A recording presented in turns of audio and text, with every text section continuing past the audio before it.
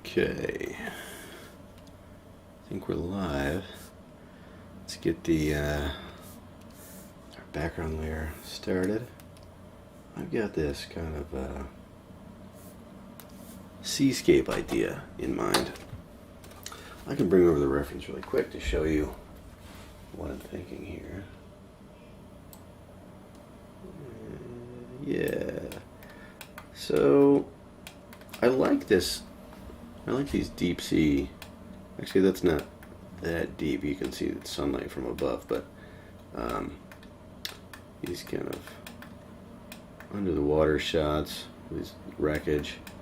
I'm sure there's plenty more reference out there, but I'm kind of leaning towards just coming up with a new composition for this, but heavily inspired by these bits here.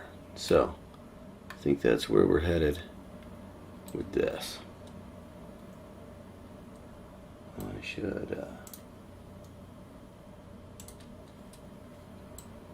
let's see, get that lined up there. Okay, so let's rock and roll.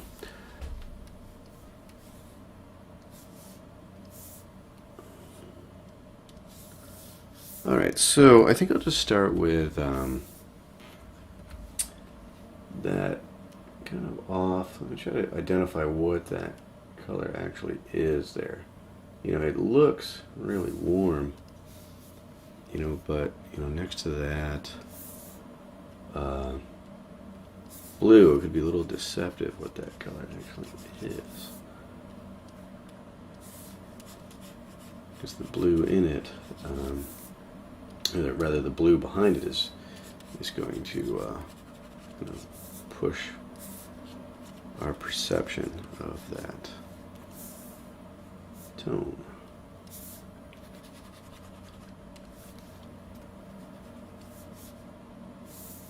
So I think we're starting to get a little bit closer there.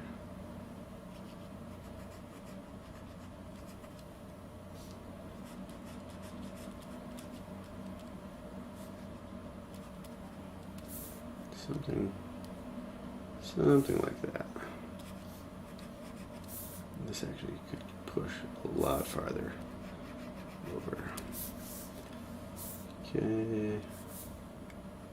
Start getting into the more, just want to make a jump here into the more blues as we go into the shadow region here.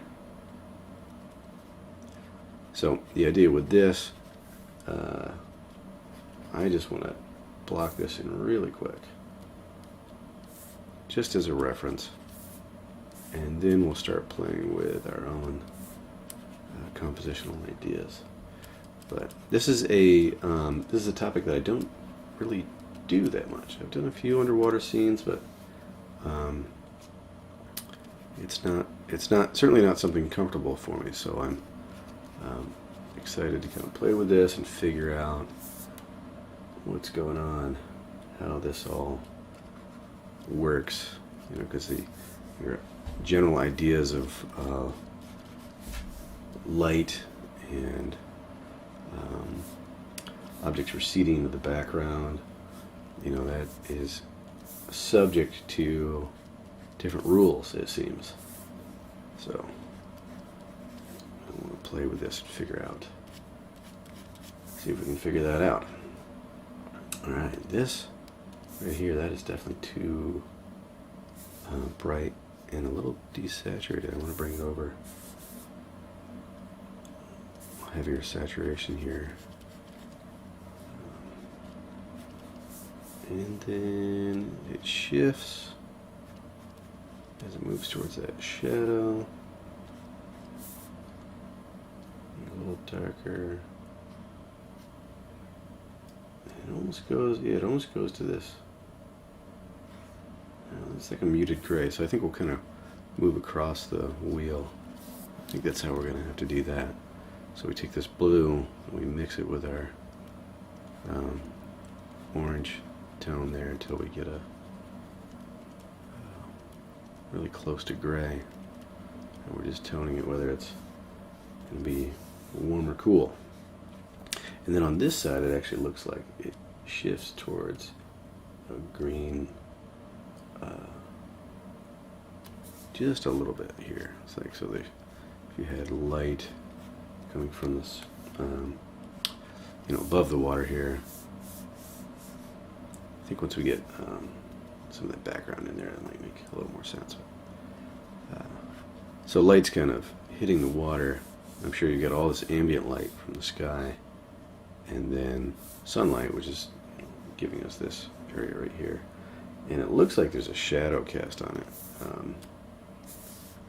back here, and then it's kind of fun because it recedes, you know, into the atmosphere of the water. So it's, again, seems to be kind of playing by different rules than we're used to when we're doing, you know, kind of a normal painting on the surface.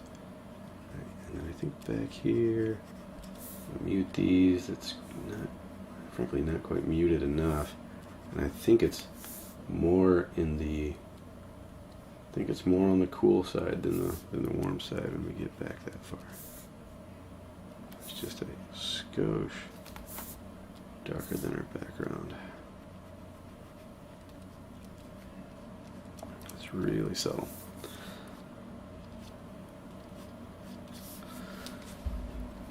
I think I'll push it just a little bit as it comes towards us. Okay, then we've got some interesting shapes in here that are they're visible, but they're not getting quite the same amount of light as this here. So there's a little shape in there, and I don't think we're gonna spend too much time, you know, trying to get these dialed in. We'll just use this color reference. So I think a few more things that this would need before we call it good. I'm just going to throw in a couple of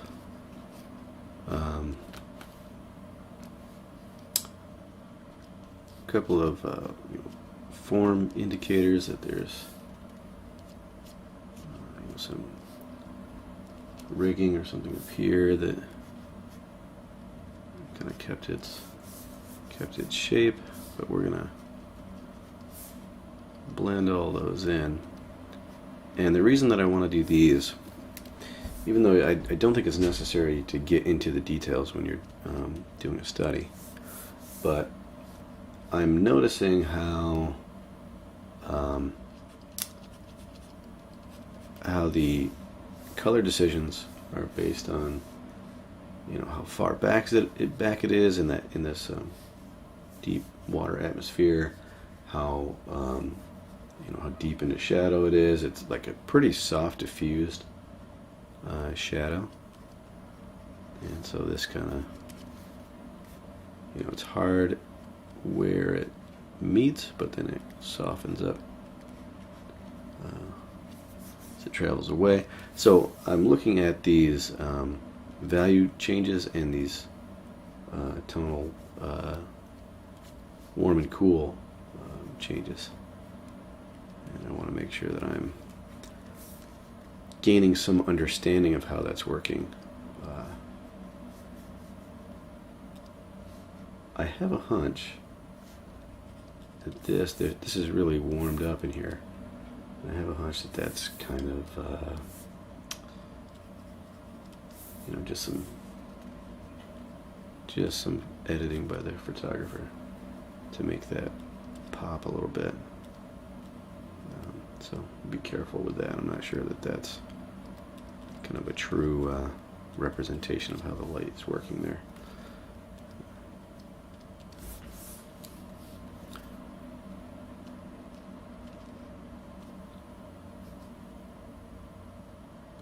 Light catching just a little bit there, and then I think this needs to get muted as it comes up higher, so it's clear that it is catching some light, but the real strongest light is right here in this center area.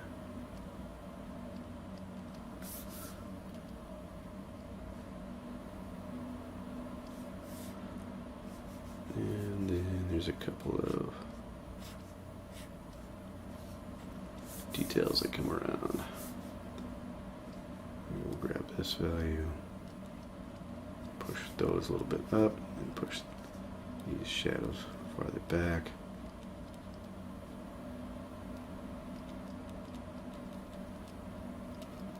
So that all kind of recedes there.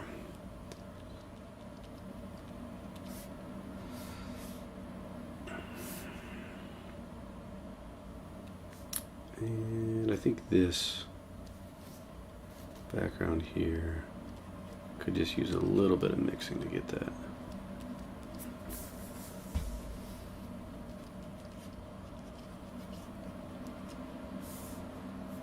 And we'll do one more layer and bring in a stronger color for our surroundings. And so we'll do the sea floor here. Go a little bit darker with that.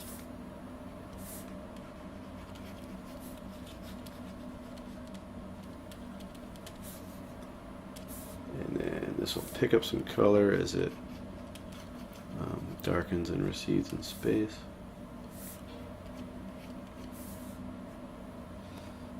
And then we'll pick up this really kind of rich, so rich blue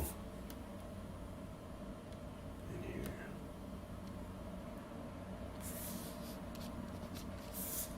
That might be a little intense. Just a wee bit. There we go. I think that'll work. And should we put that? We'll put that underneath so that it's easier for us to maintain what we had already done. And then we'll work on some transitions here. So I want this to kind of go halfway between those two.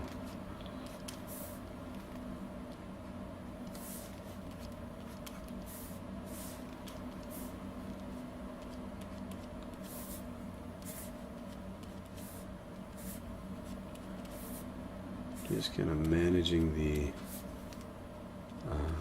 intensity of that, saturation of this layer, and then making sure we're getting our value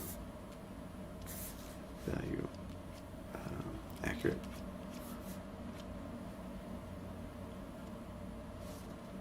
This is kind of interesting in here on the front of the ship, just how much of it is actually in beneath the seafloor. So I don't know that we really need to define that. We'll see. We'll play with it.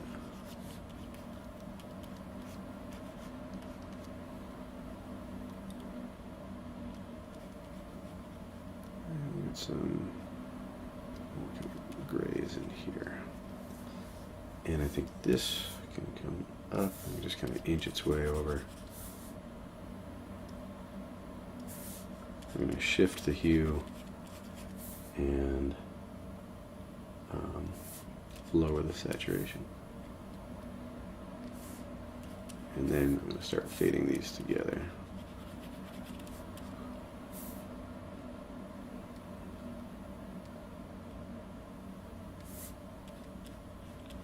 Yeah, it's a little better there.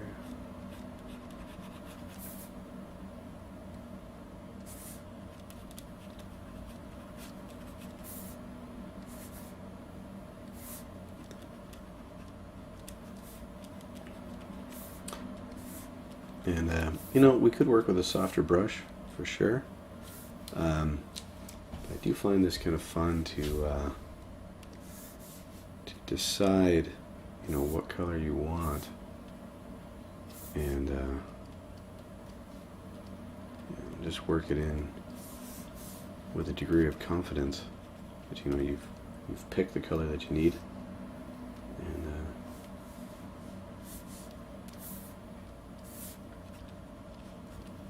have an idea of where it's going.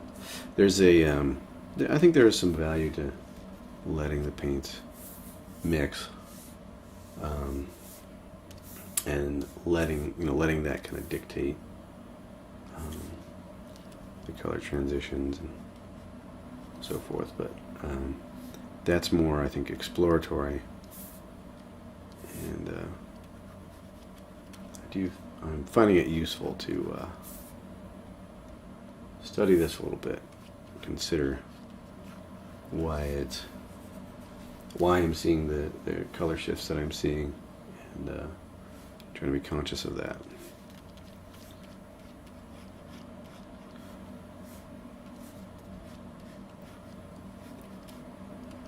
Okay, so I had said up here that there was this part of the ship that came down,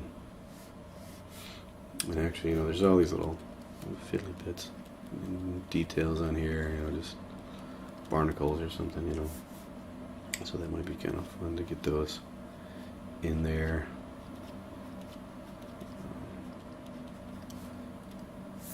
And we'll just kind of bring in a little bit of noise here.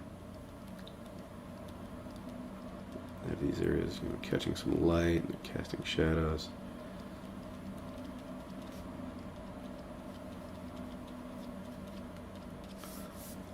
And then the front of the ship, let's see, we want this. We'll carry this down through here. So that's obviously still the ship there. And then the front of the ship comes down and right down into the sand, and it's kind of half submerged. So here's what we'll do. We'll take this, bring it over to the front there, and grab these darker values, and then we'll start having these come out of the sand here and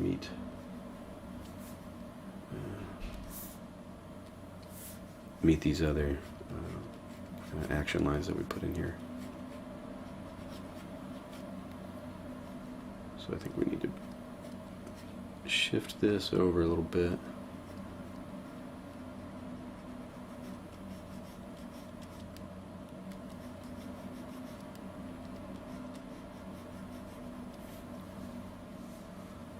And make this shadow, I think the shadow needs to be harder.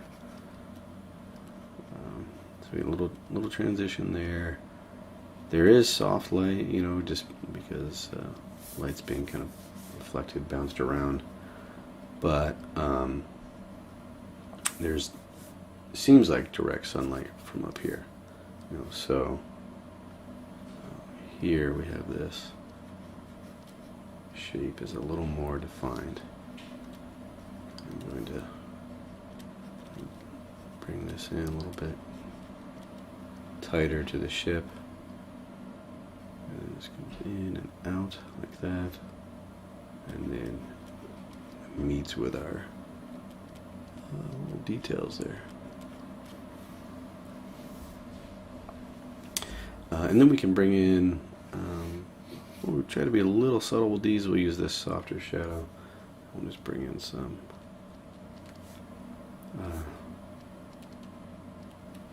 little irregularities, rock, kind of forms and shadows in here. On that side, maybe throw a couple in here on this side. I find when I'm doing shadows, we sometimes get a little too controlled with them, or I do at least. And it's kind of nice to go back and forth between your light color and your dark, your shadow color and your side that's catching the light. And I think what makes that work is that you're seeing these regular shapes, and I think we just get too analytical about what we want a shadow to look like what we think that shape ought to be. And when you're kind of going back and forth between your light and your dark, for example here, if we're just kind of cutting in, we throw a little shadow in there, and then we cut back to the opposite, then you get these shapes that are a little less controlled. They're informative about how light is able to get into those recesses or not. But that information has a little bit of randomness to it. It's not like we're deciding every single little rock and so forth. Okay, so I think we've got this pretty close to what we want. I'm just going to square it up a little bit here, maybe push these back since they go back in space, but they're, it seems like the farther back you go, the more everything fades into like kind of this blue right here, which in my reference is a little more intense, but again, probably a Photoshop choice of the photographer. We can come in, cut out some of these areas, and apply more silhouette and shadow back there.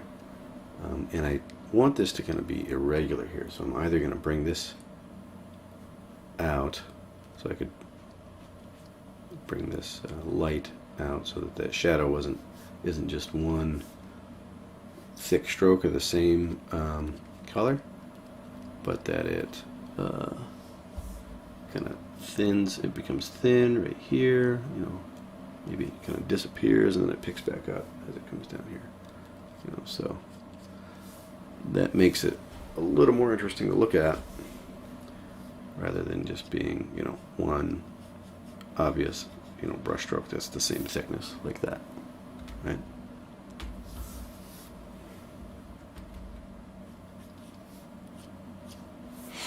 Okay, and actually I think I'll cut that down a bit like that.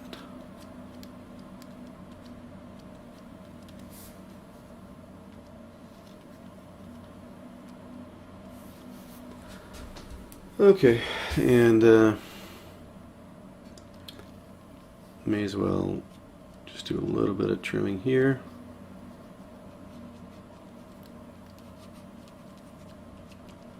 Get these shapes looking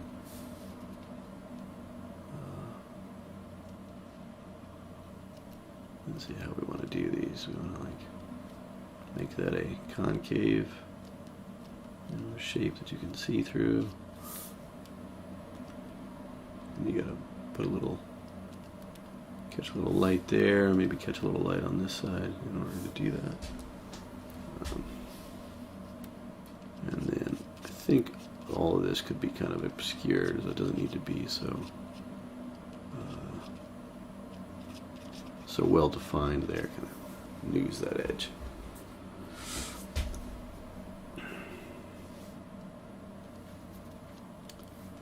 Okay, so we'll do the quick obligatory overlay. Too much. And maybe we'll go a little closer to green on this one. Oops, too dark.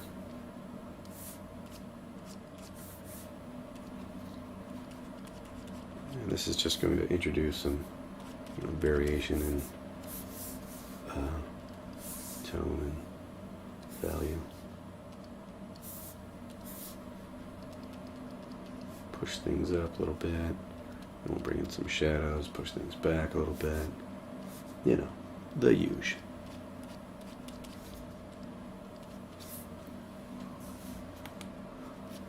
And I like this idea of the light getting warped and dappled and having this kind of interesting effect on the surface here, and we'll do some of that down here as well. Maybe not quite as strong. We'll move more towards, we'll keep this kind of neutral.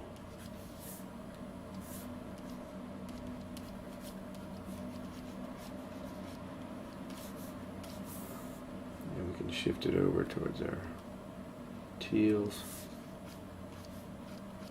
here, up here, maybe in those background areas a little bit.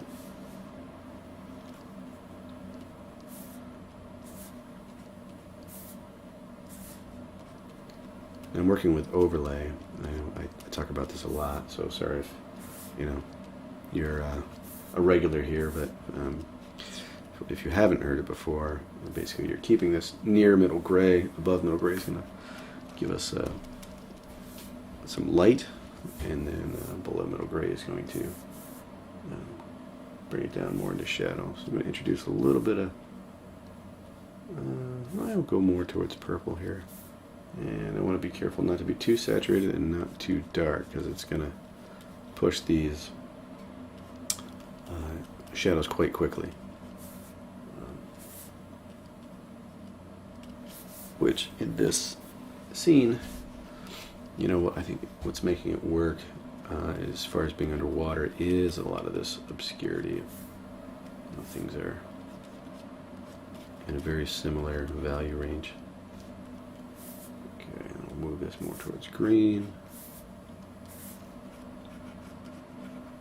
And work that edge there.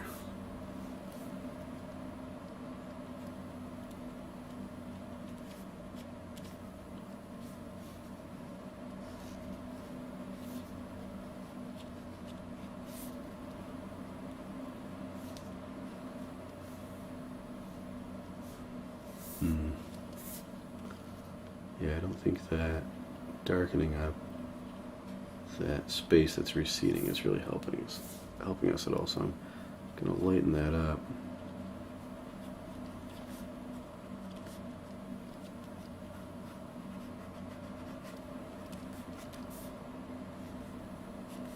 And we'll lighten this area up where our sun is coming down.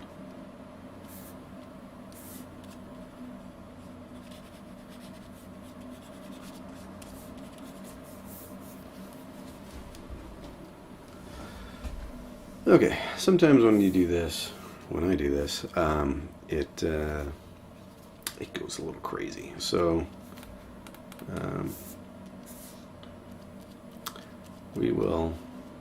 just going to introduce just a little bit more, and then I'm going to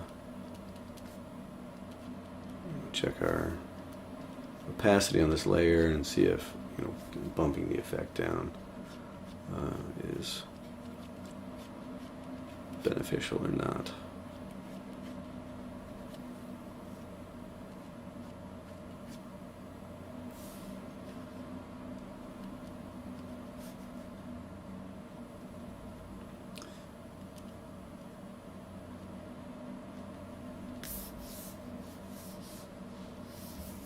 Okay.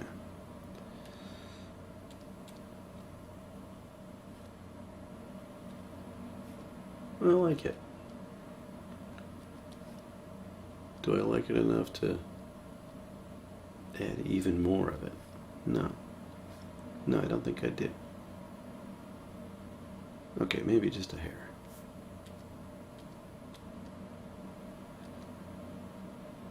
I don't know. That's got a lot of. I think it's having too much of an effect on the value. Or I do like the color shifts that it's introducing.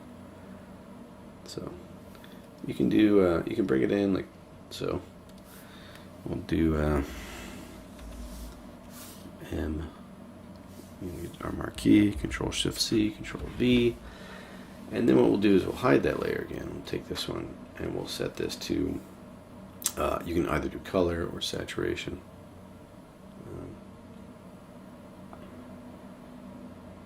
I think we'll do saturation, and that way we can bring in the we can fine tune whether we want the effect of the value change or the effect of the color change. So I think that'll work right there. Okay, let's play with another reference here, and then I think we can start.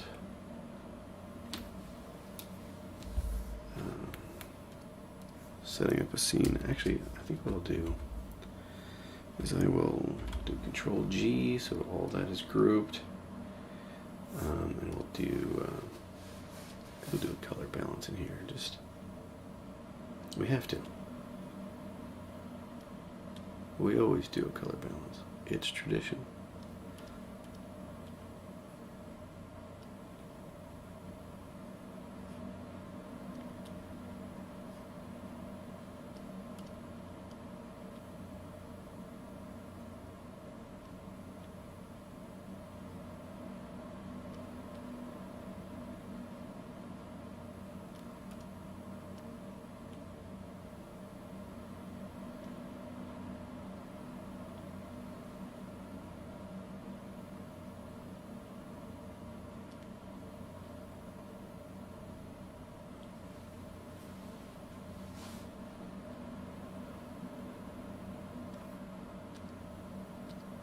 Okay, that actually landed us pretty close to the place that we started. Especially if we go and set it to color versus luminosity. We do color, then normal. See if it's the value change we're liking or the color change we're liking. I think it's both. So maybe, I don't know. I don't like the full effect of it. Maybe just kind of go in just a little bit.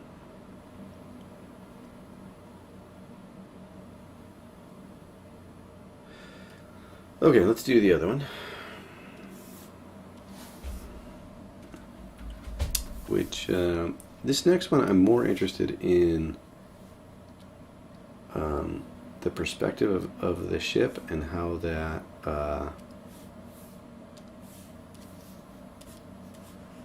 contributes to our perception of its form. You know, you just have these wrecks, and so somehow we're looking at this thing and we know that it was a boat, right? Even though you know, the wreckage itself doesn't really, it's not that close, right? But I think there's these cues. You know, obviously there's the major form, but I think there's all these little cutouts and windows and panels and repetitions of details, you know, that when you start seeing the patterns, you know, it's obviously a man-made structure or vehicle, and it's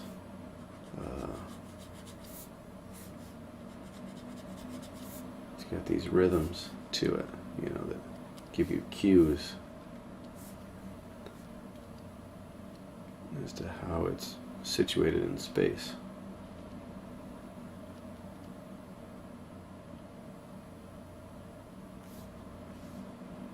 So it's got like a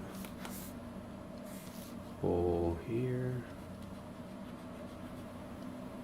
there.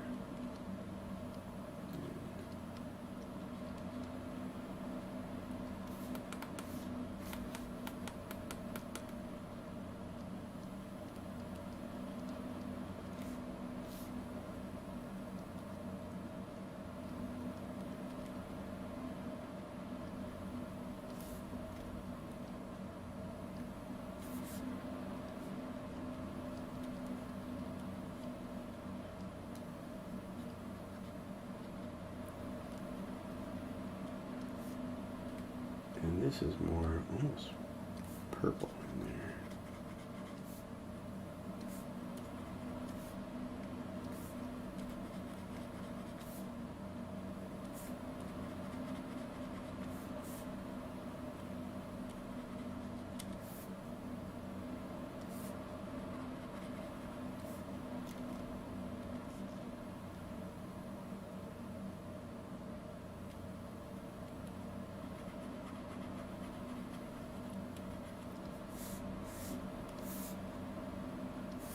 This might be a more modern design here. It looks like there's like a shipping crate on top or something there.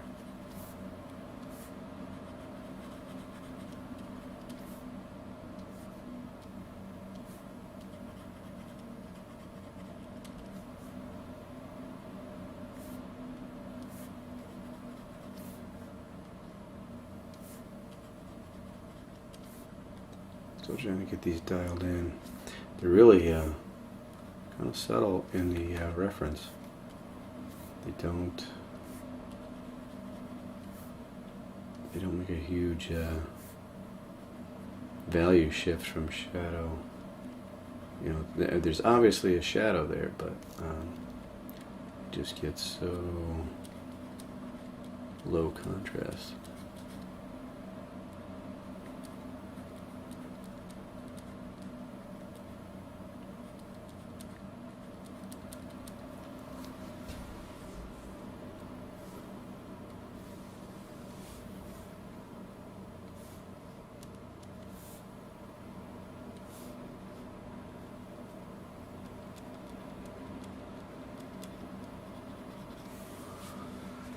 Okay, and then up front here, things start getting a little more clearly closer to us. There's more value, contrast, more saturation. Get some of these reds that you're not really allowed to have in the background area there. Okay, and then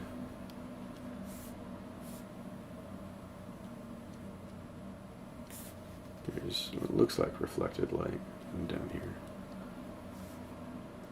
off the seafloor, and then shadow.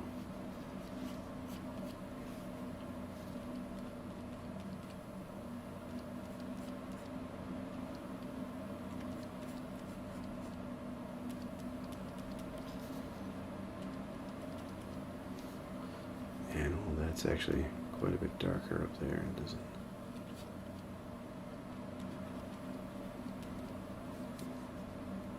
not need to be that bright.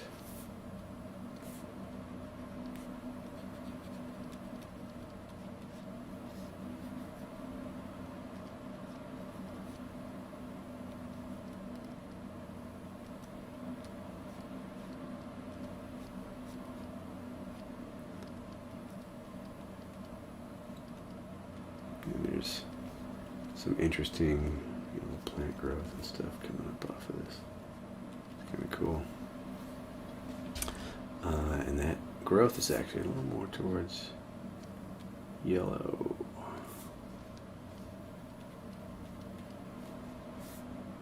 A little darker.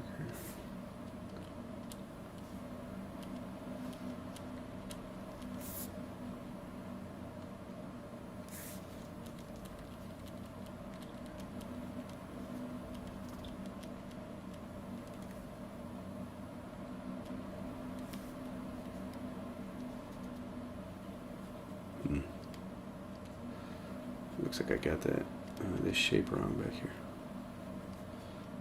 And this is much higher as well.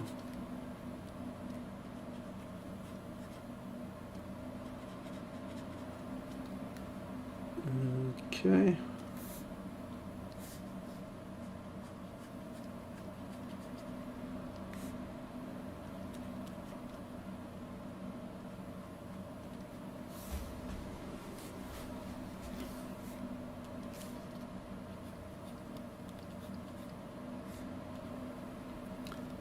Again, with that kind of growth back here, it's just kind of taking over.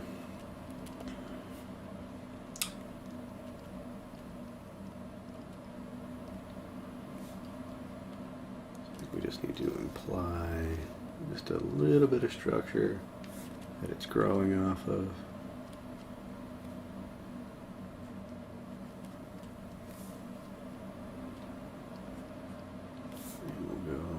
Subtle with that.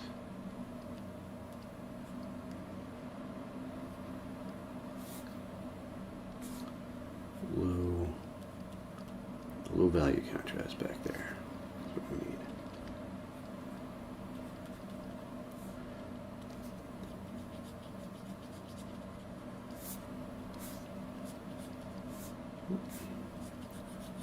There we go. Actually, the color back there is kind of a bit richer.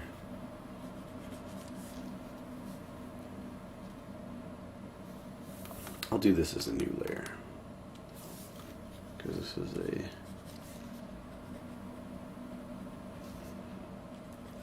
something we're going to have to live with once we get it in there.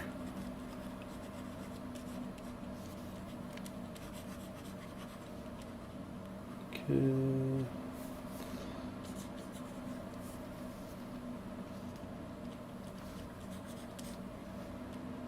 then we can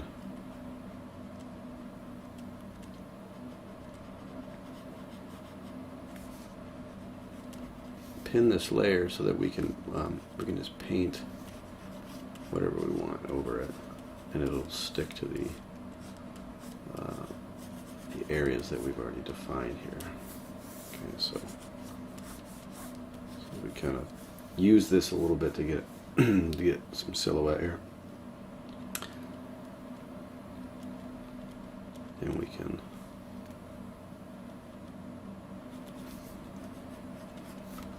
maintain all that work. All right, so let's do that.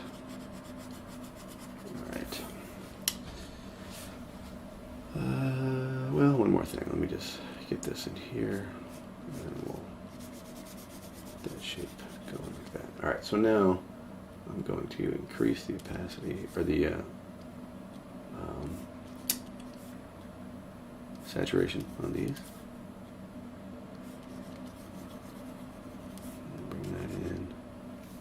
Oh, my bad. I need to pin that layer, like I said we would. So we can either do a new layer, pin it down, or we can just hit this button here that will lock the pixel area that we're working in.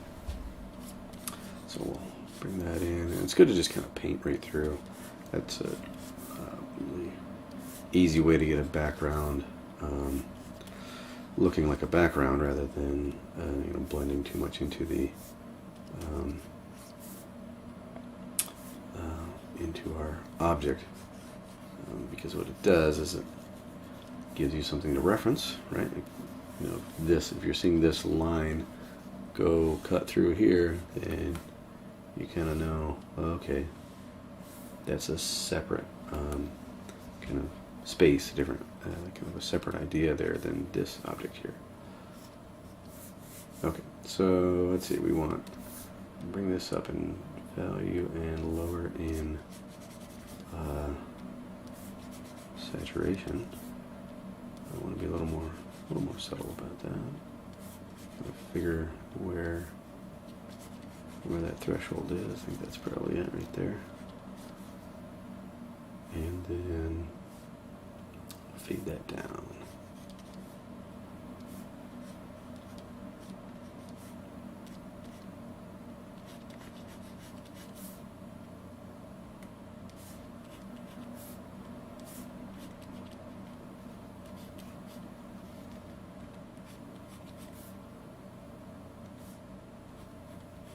We want to show that there's a shadow that continues, but we want it to shift as it goes farther back.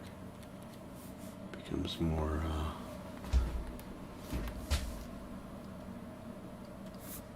muted by the atmosphere.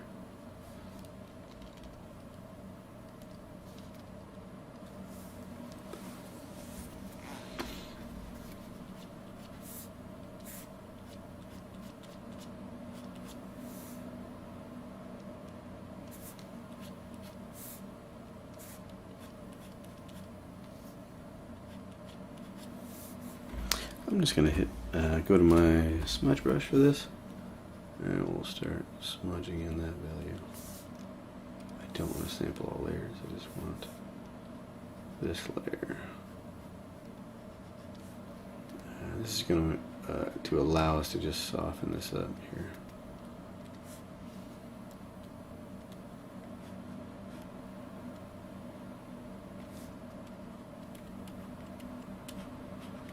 I do like some of the texture that brings in. I don't want it to be too distracting from the subject.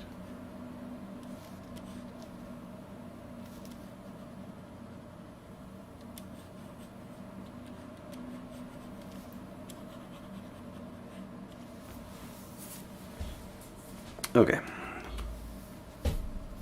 So I think you can see with this one, you know, we've brought in some space with it, you know, by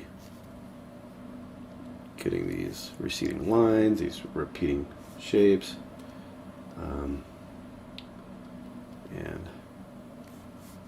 also their, you know, the rigidity of these shapes where they're all kind of coming down at this angle.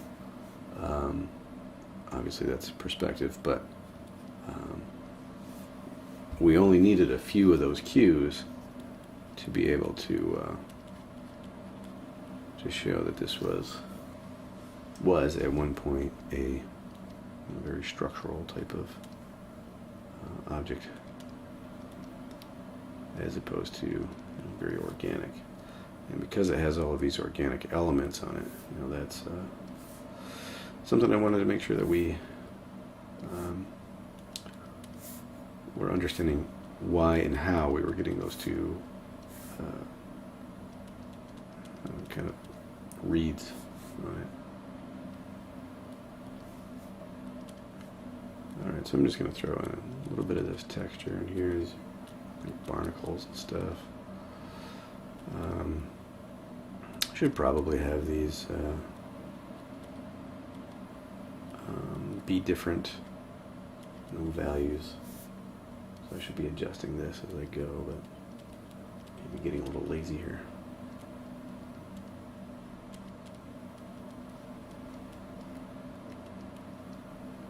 And we'll bring in the shadows underneath of all those. And of course, the tighter and smaller the shadow, the more it reads as a textural kind of surface treatment rather than a large form. So like these back here, those are becoming forms because when you compare them to like these like little window cutouts here, they're quite large. And so we want to diminish the amount of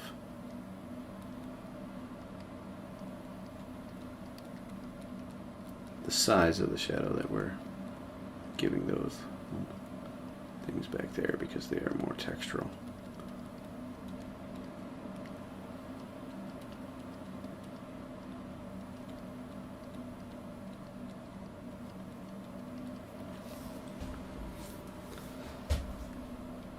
Okay, put a few little fiddly bits in here.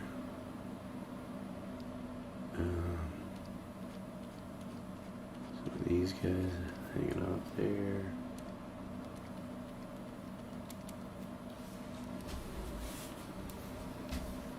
I think this in the background could use a little bit of noise in there. And I did remove few details that were in the reference that I think do more to distract than to assist us.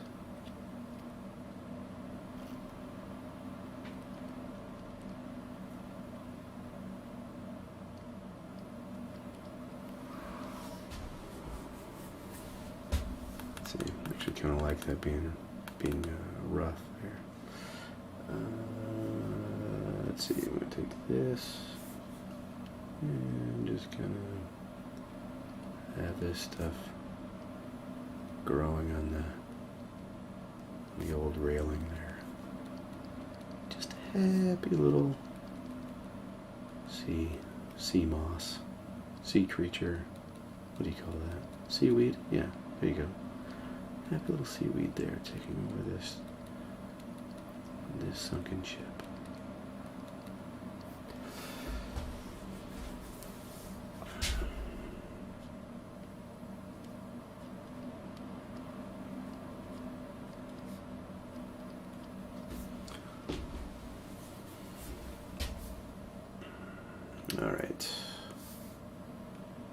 So do we want to punch a hole in here? That's kind of fun. Gives that a little more space.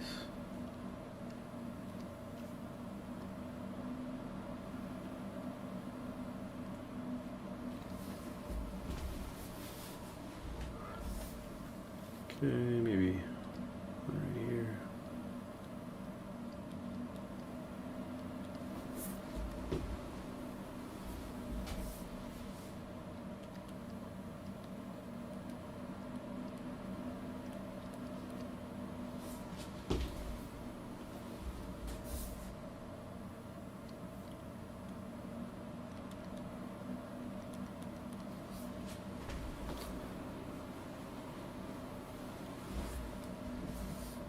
And then all this right here, I think could fade even more. So I am going to get a soft brush here.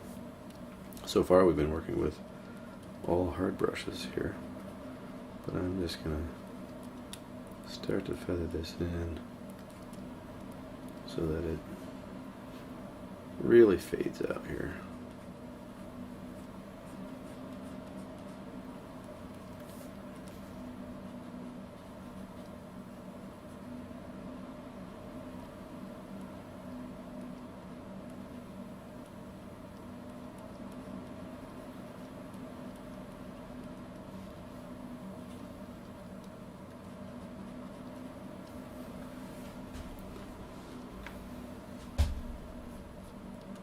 Actually, in the reference, we get a lot more light coming in here.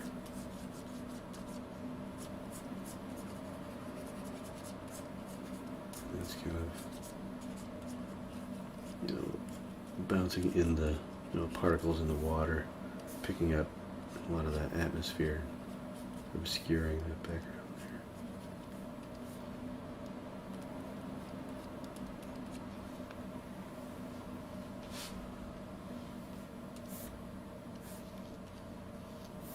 We'll do this on a separate layer so we can maybe control a little more.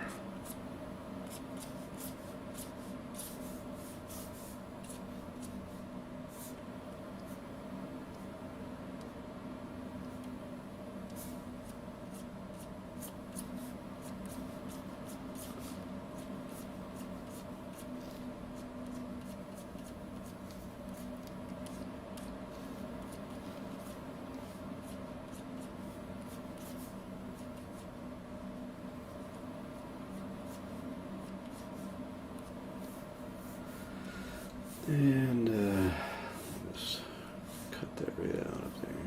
Give that a hard ending. And maybe fade some of this in here.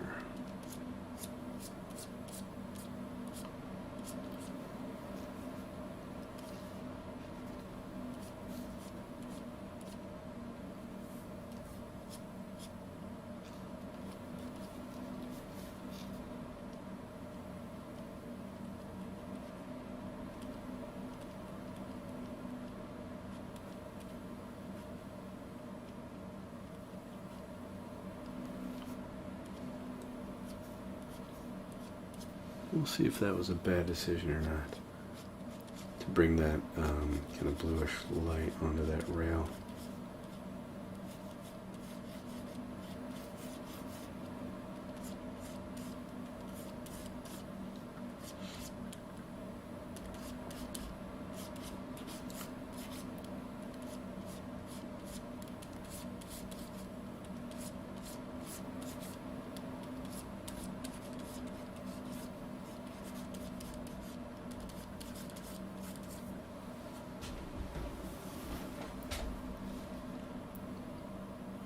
Maybe we'll just unify this. We go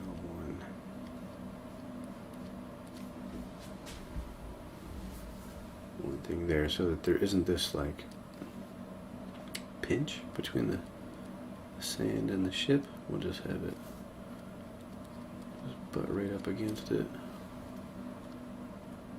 And the ship can kind of emerge back here. But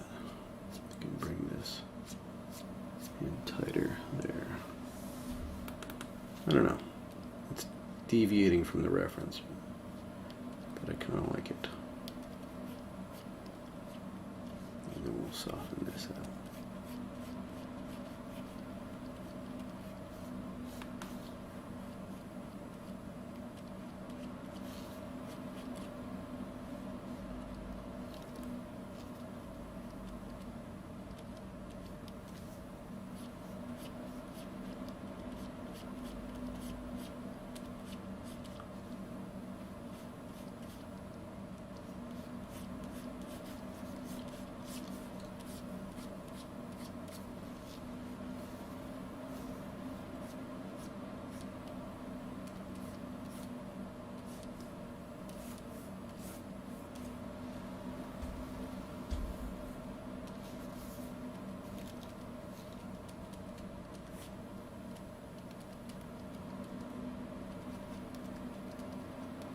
Just going to grab some of these shadow colors and then extend it, into these, give a little texture around it. And then grab the opposite color, cut back into it a little bit.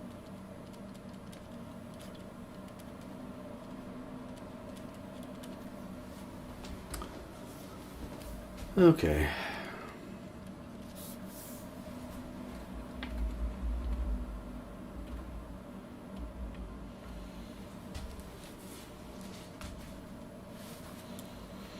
Now, if we do an overlay on this, it's going to increase the contrast, very likely. I mean, that's kind of what it does, so that is what it's going to do.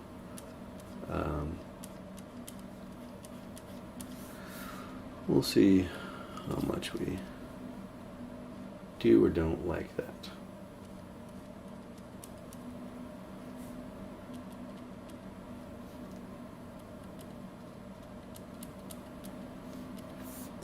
We'll darken this in here. This could get a little darker as it turns the form. Darker in here, lighter here. It just needs a, I think, a more gradual transition.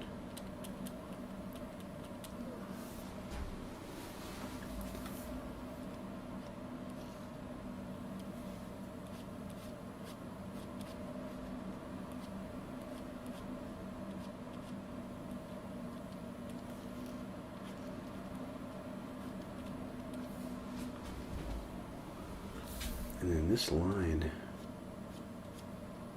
just needs to kind of fade back. Okay.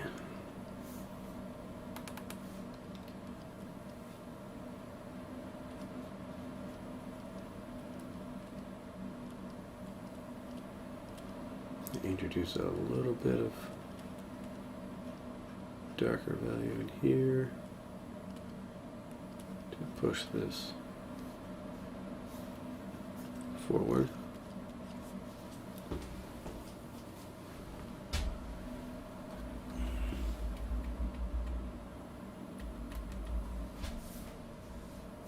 Okay.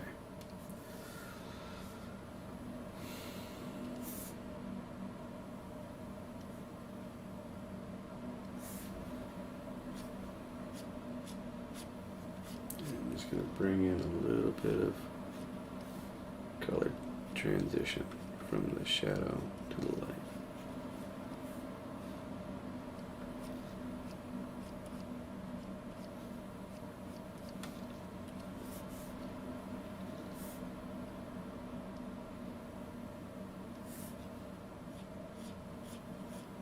Right on that edge. Bring that saturation in.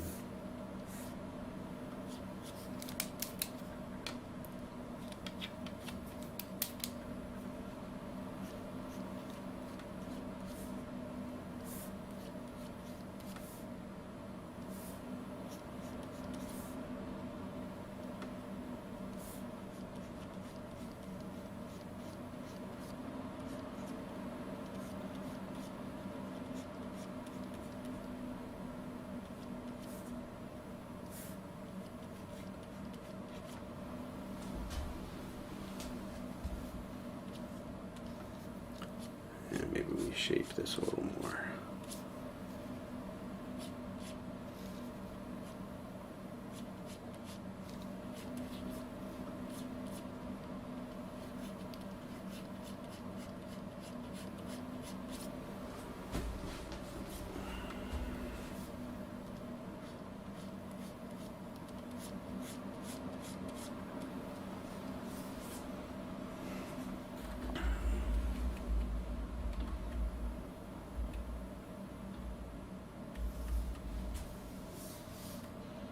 I'm going to bring in just a little bit of this yellow from the other one, just to really bring in some,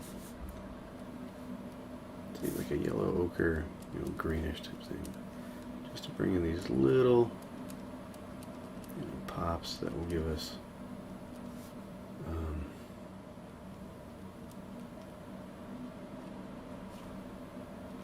kind of a saturation area of interest to follow. So I'm going to just have it transition out, so we'll have it really rich here, and then we'll transition it away from that point.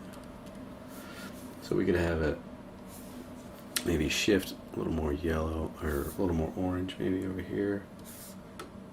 That might be a little too intense, but then your eye kind of follows that saturation.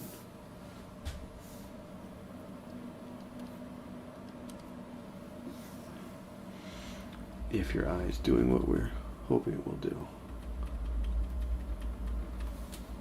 Please conform. Okay, so that's I have decent study for that, and got the other study over here. When you look at these a second time, then things pop out to you. I don't know that we really need to do it, but we can just make a few adjustments here.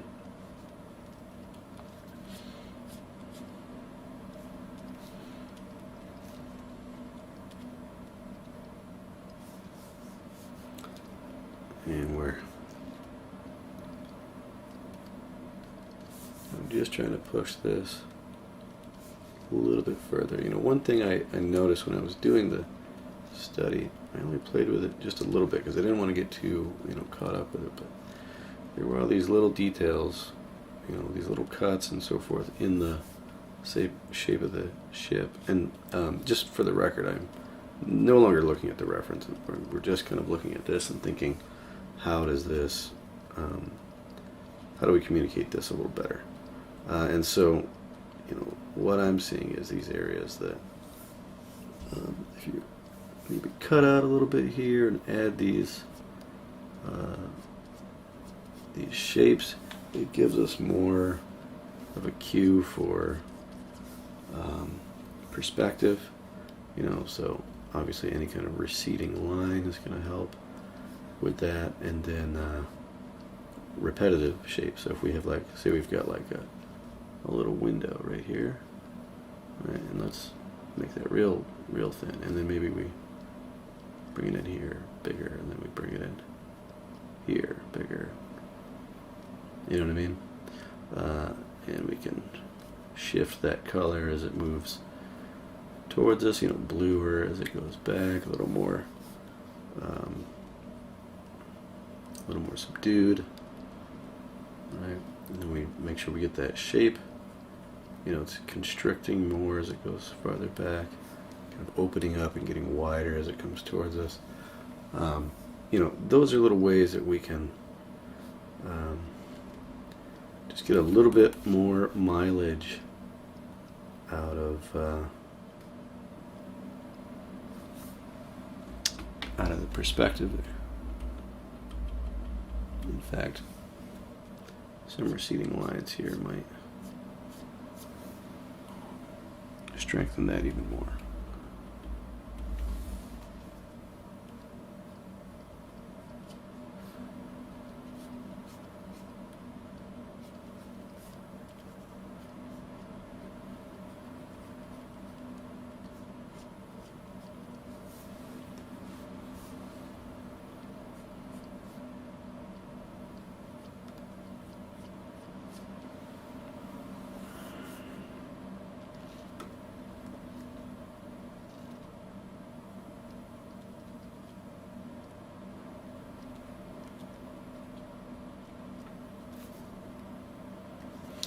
Might control these shapes a little more here, these shadow shapes.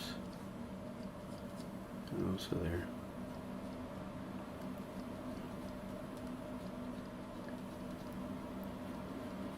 the same shadow color as our shadow side, it's just the absence of light, right? And so we're bringing that down to meet that, and so the, you know, the harsher the, either the higher the form or the harsher the form change on the surface of the ship, you know, the longer or shorter those shadows are going to be. So we can have some kind of short ones up here, maybe some variation,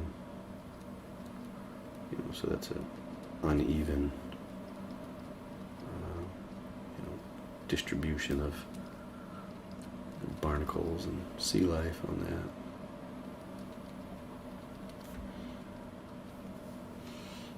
And then, you know, even here, like this shape and that shape are they're pretty similar. And so maybe we change that shape, diminish it in size a little bit. So now we're making that more of a scale cue, a perspective cue. That's helping us out a little bit more there.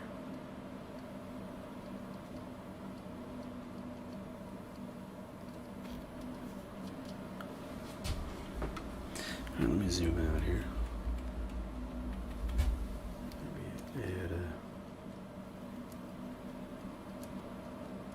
a little more positive shapes in there that are, you know, kind of popping off the surface and catching the light.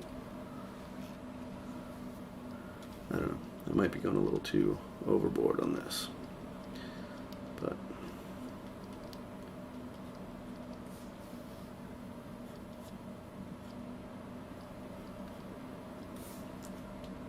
we're having fun, so I'm going to keep doing it. Let's see, maybe we do, I like how this shape kind of comes in and then almost like kind of dissolves into this. Let me zoom in so you can see what I'm talking about.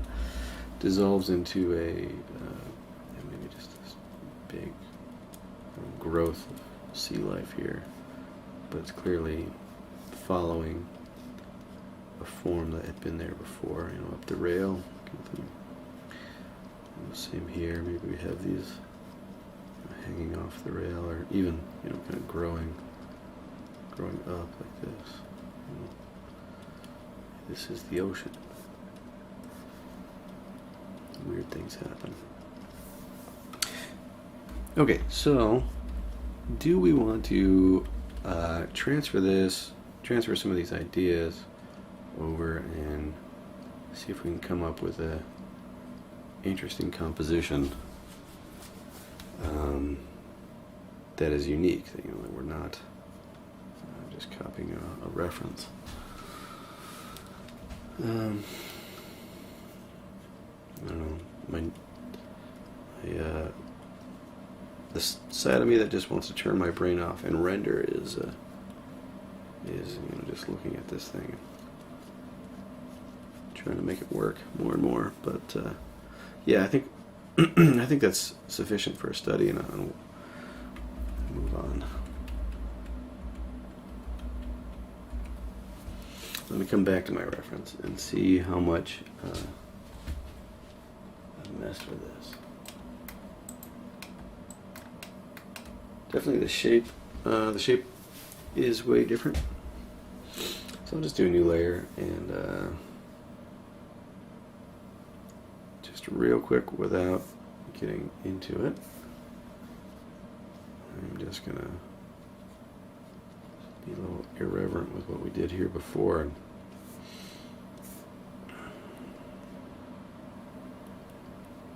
change it.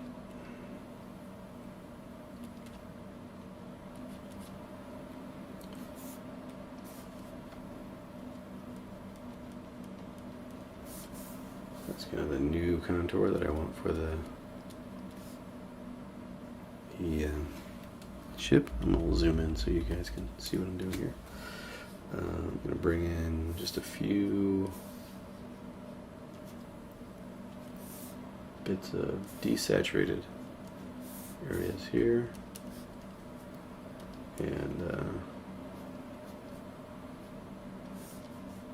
we'll start to build some more form out of these. So these are casting shadows on itself.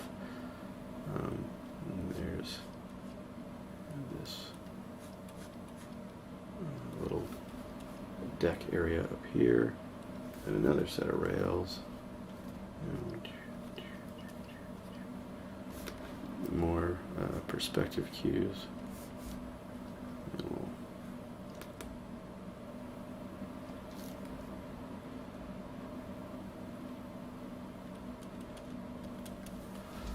Okay, and then we'll wash that out there as that recedes.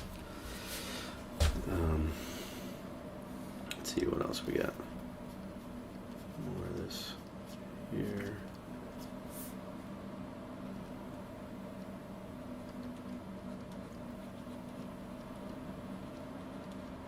I'm just bringing in a little bit of definition to this. I don't want to go too crazy with it. Let it be a little bit, undefined and abstract, but I think we get some benefit from showing that there's some form going on there. Maybe like these rails, we cast shadows, coming down here. We hit this whole mass up, there. So let's have that cast a shadow.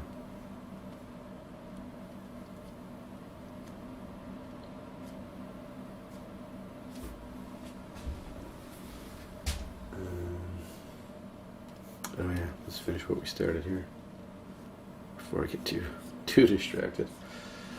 Alright, so that goes down like this.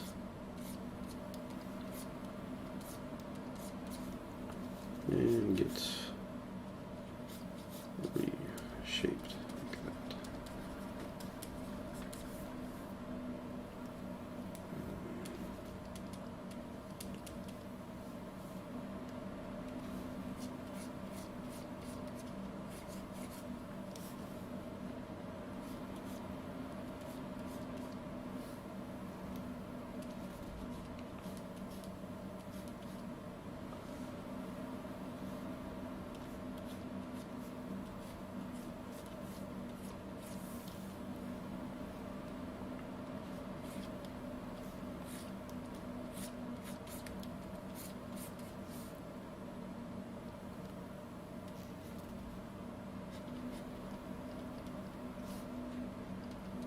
Break that edge out just a little bit.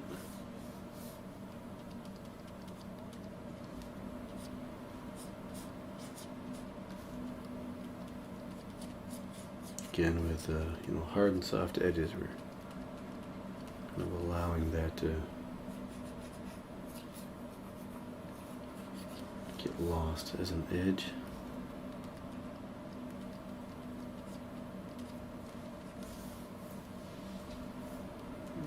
This green in here.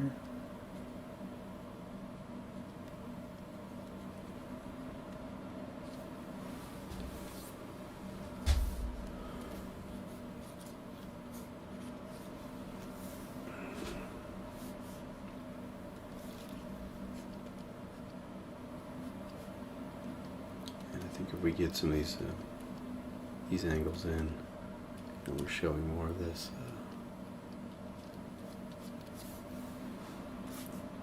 form of the ship, kind of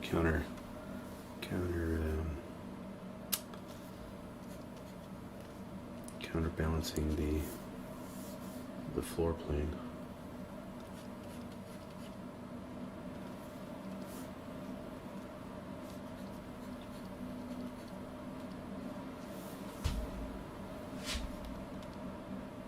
And we'll just define some of this while we're here. Maybe just condense all of this down.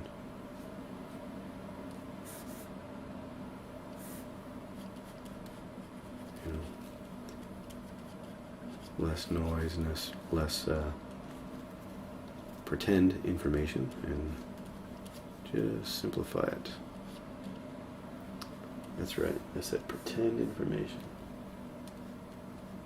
What does this get?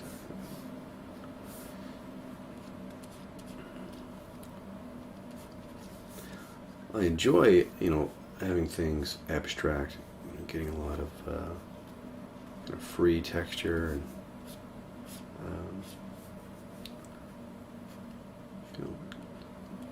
things, cues to let your brain kind of make up what it's seeing. However, there's a balance when you're trying to balance that against parts of your scene that have detail. And then it's like you see these things that are defined, and then your eye compares those things to the areas that are undefined, and it's you got to figure out those transitions of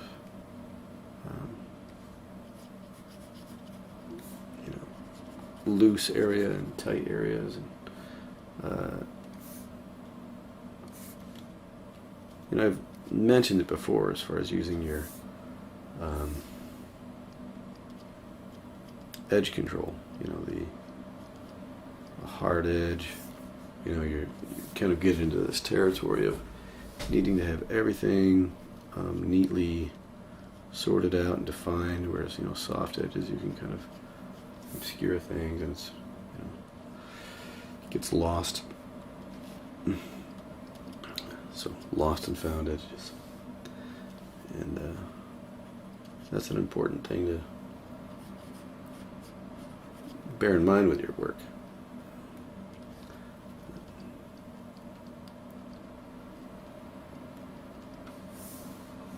So this would be a good example right here, as I'm trying to figure out, I'm implying there's a doorway or some kind of opening there, but I don't want to explicitly come out and say it, if that makes sense. So I want to imply that there's that shape there, and then you're obscuring a lot of what's going on visually. So this hard edge, probably that's not helping too much, right? So maybe we'll just soften that up. And these rails, they read as rails. That's what we need. In fact, I might just move this whole area up. Shift that a little more. But maybe we need to soften them, so that they're not, they don't draw the eye in right away. But when you see that, you kind of, you'll see, okay, yeah, that's see these verticals and these horizontals in line with the rest of the structure, so that must be some kind of rail, right? I'm gonna throw some. Looks like we could use maybe some more. I mean, in the reference image, there's another rail coming across like this, and maybe that is helpful to bring in some shape here. More form, rather, not shape.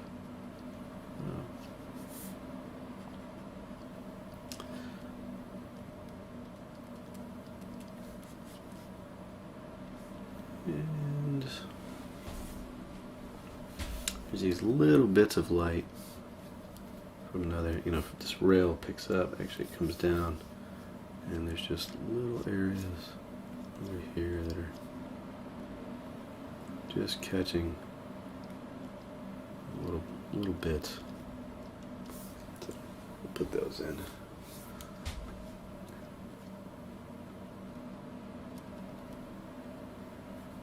Looks like there's a ladder peeking through here.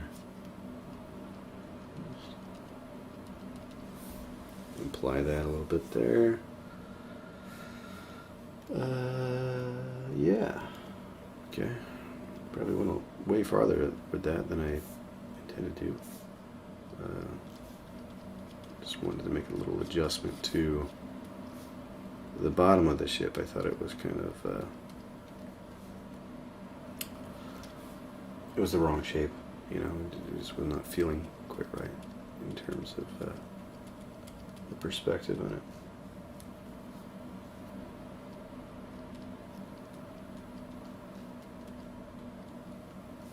Okay, we've introduced some grays in here.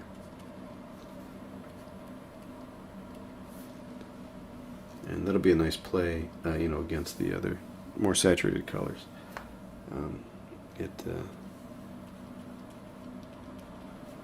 Just, you see them by comparison, right? So they kind of feel a bit richer.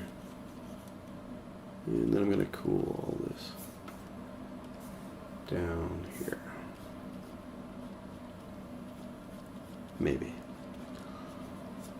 It's an interesting play in the reference where it, you know, it goes from cool to warm, kind of back and forth in here. Okay.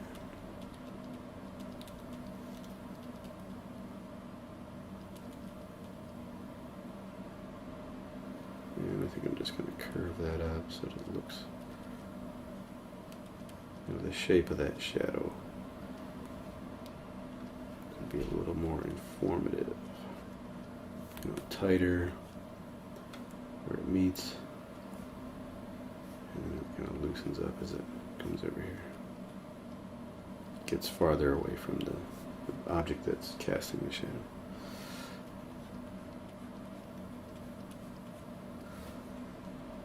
And we could probably darken all that up so that it's not so strong there. Start to blend these a little bit. I mean, this does come out. It kind of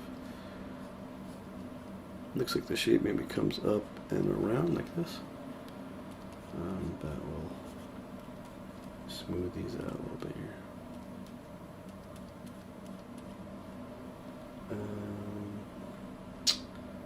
And then this area, I think we'll just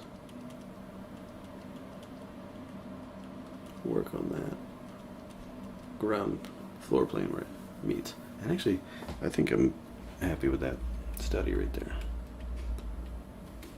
Okay, so we got these two ships. Now let's do some thumbnails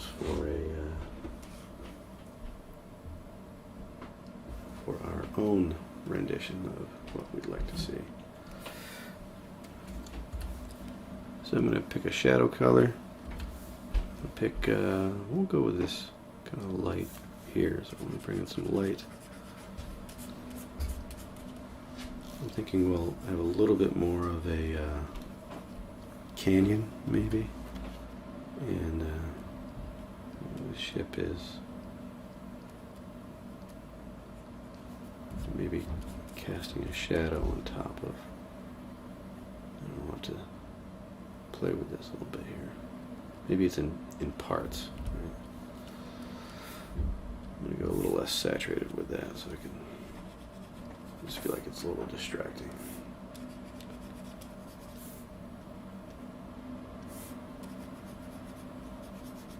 Okay.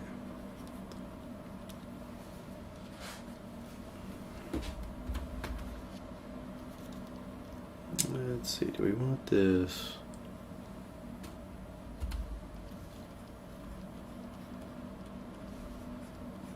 Trying to figure out what perspective would be interesting for our boat.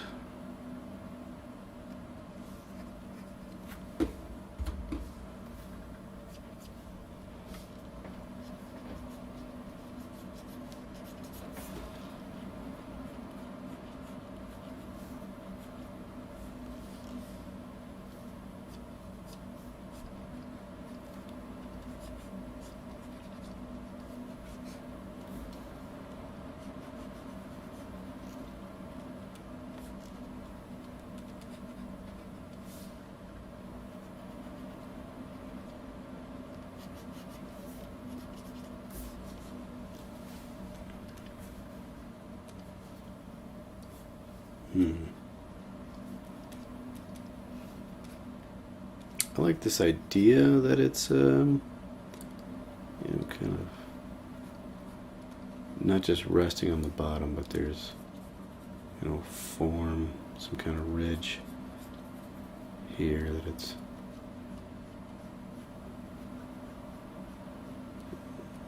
bridging, but at the same time I don't want to be married to that idea and, you know, make it too complex.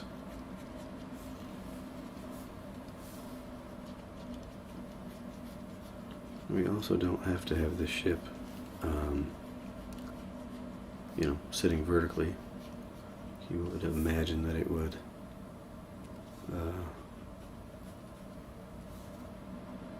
you know, list and, or, you know, go and nose up or something when it sank.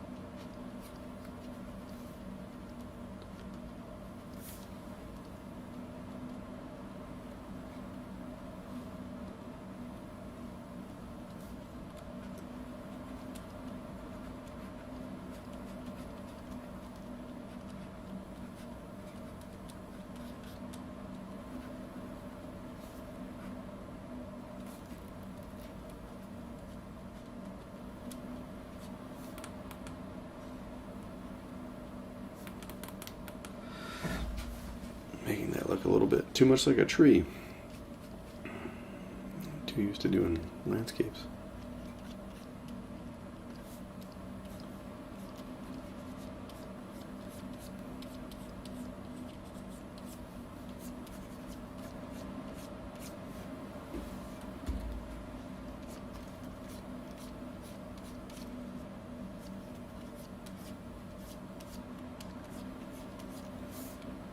And maybe we bring in some of this kind of light.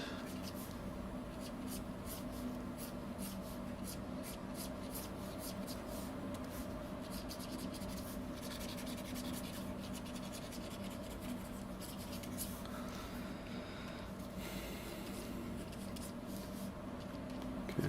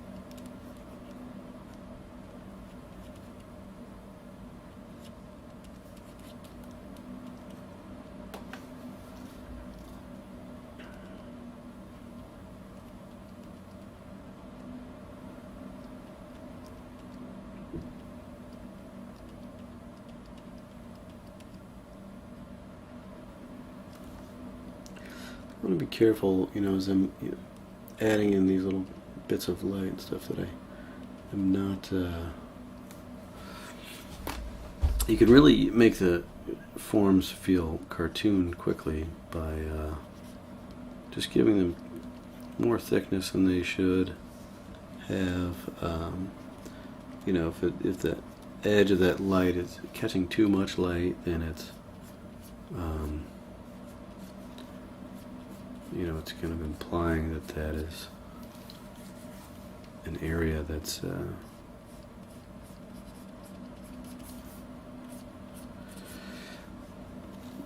of a fatter, rounder shape, you know.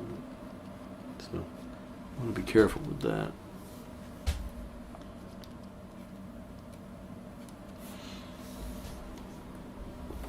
Okay, I think that's sufficient for one thumbnail, and we'll move on to another idea.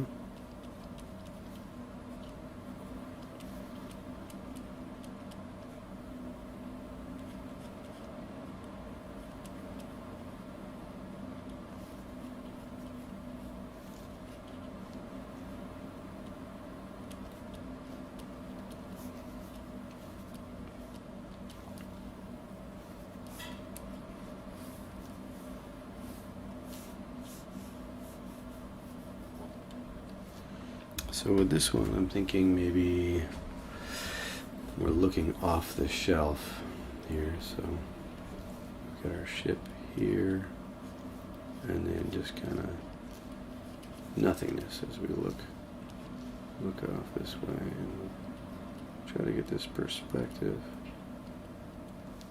figured out here. So I've got the ship tilted, it's at an angle here.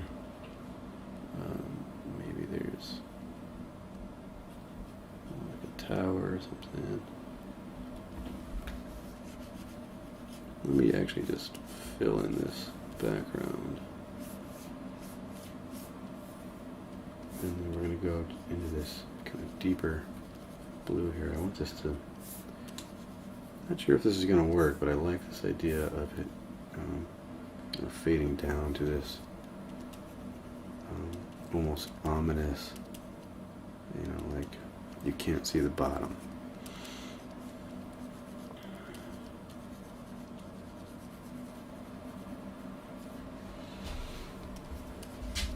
And I think we'll shift more towards greens up here.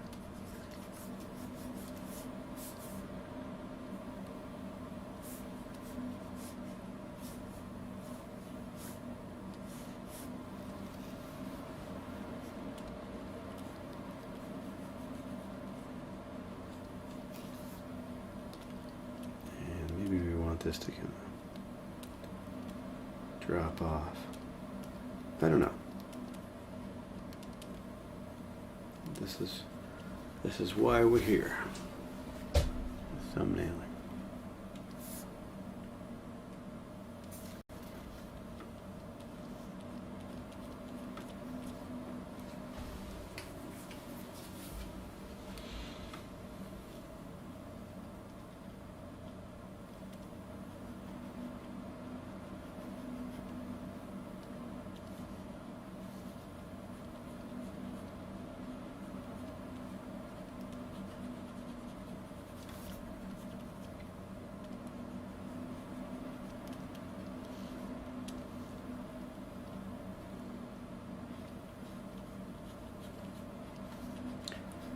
This is kind of fun because you're thinking about the contour of this this vessel, and then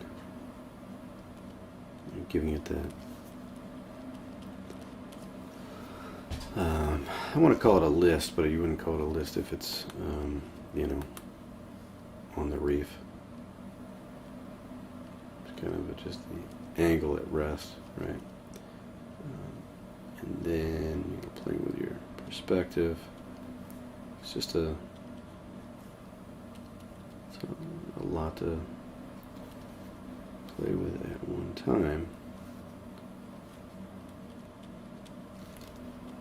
And we're describing it with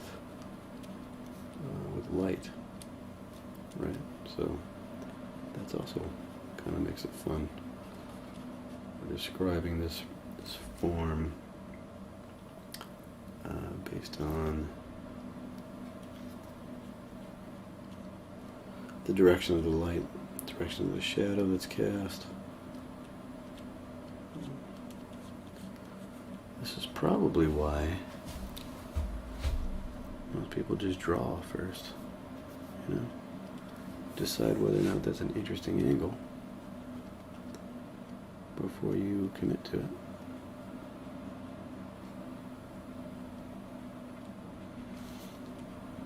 In this case, we're not really committed to anything here. We're playing, but maybe we're Maybe we're taking the long way around.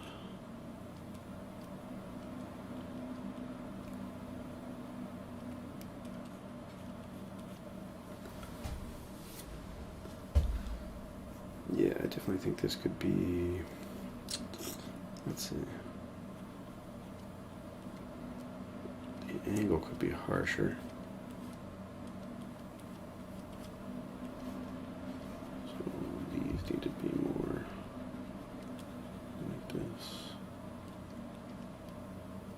I don't know why I did those verticals in there. I don't know what I was thinking.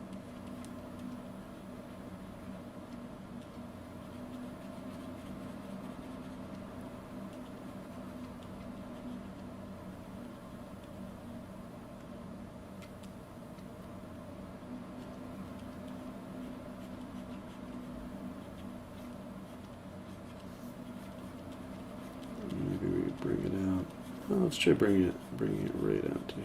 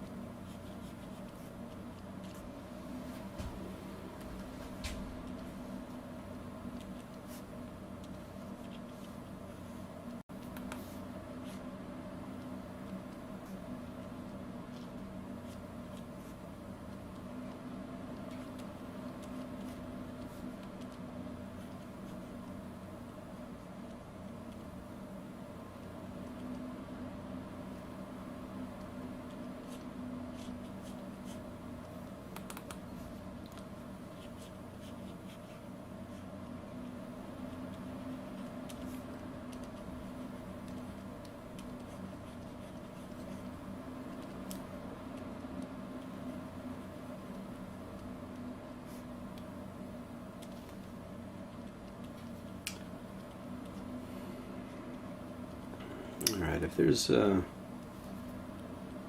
questions or comments, go right ahead in the chat. It does make it easier to narrate when there's a discussion, but don't have to make it easy on me, that's fine. I think the scale of these might be an issue.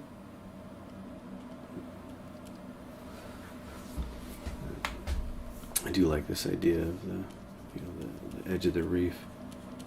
Really kind of drops off here. Maybe we bring this value up a little bit.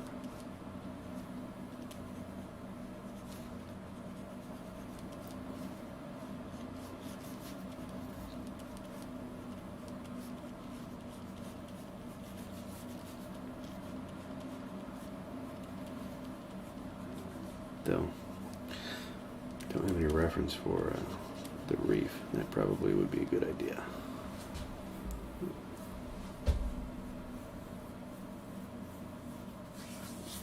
This is definitely more dramatic over here, you know, now that I'm seeing these side by side. Maybe we do another. So we'll take these two. I'm going to save the originals. But we'll go ahead and flatten these. See if we can just merge them without.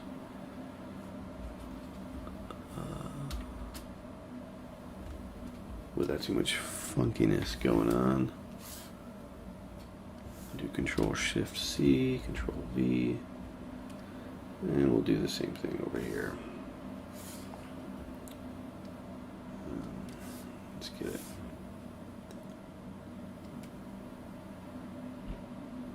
There.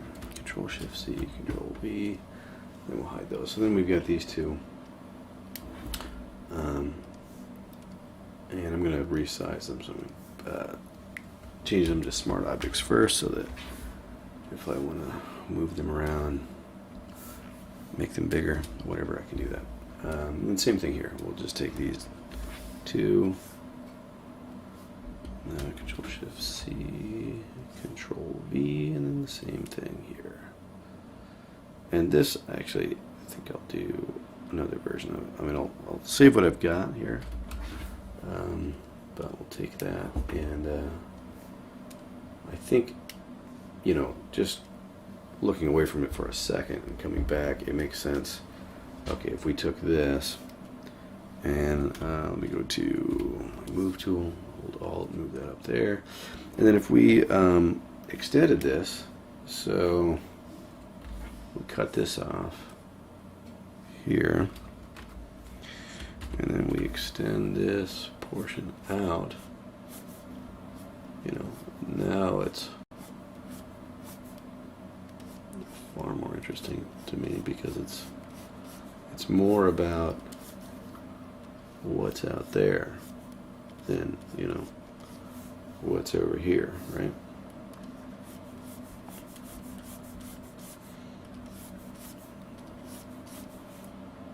Let's grab that.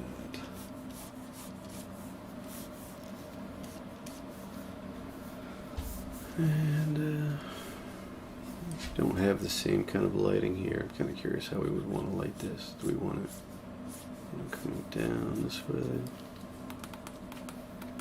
I mean, we don't even really necessarily need it to be, you know, these strong rays or anything. It does kind of, I think, lend itself to the theme.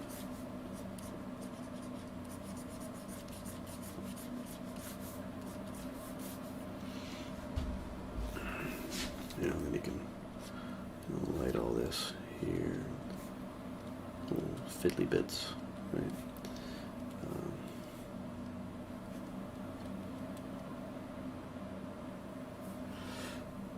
Yeah, looking at the chat here, you said we're going to do underwater tanks. I actually have at least 2 versions of underwater tanks. They are coming. So this reference board that I've got pulled up here, that actually is the purpose of it. There's an older version. I did it in one of these Wednesday night sessions, and it's kind of a mashup of parts. You know, we've got the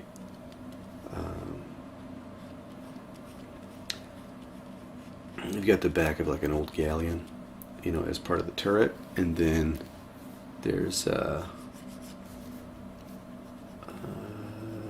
think it has a turtle body and like a conch shell. Like the front of the turret is a conch shell, and the back, I need to just find a picture and show you. One moment. Let's see.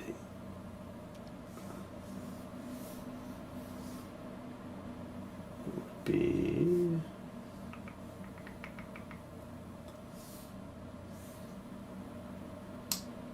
where would that be?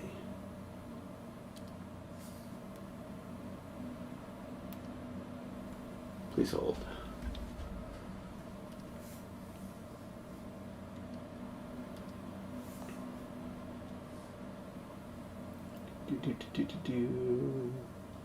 All right, so it's this one over here.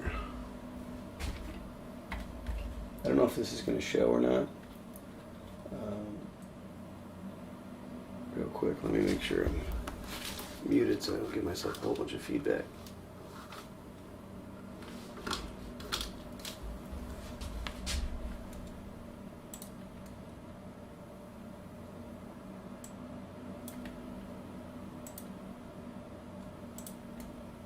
This was not quite to the end of it, but yeah, this was the idea. You know, starfish designs, got the tentacle suckers and the sail and all that stuff. And then there's actually another design that we're working on. It's a little more tongue-in-cheek. It's a fish tank, but I actually really dig the way that it's been designed. That one we're not really ready to show yet, but I think that'll be a fun one to produce. You know, to actually make the 3D model for and everything. So yeah, there are a handful of tank designs in that regard.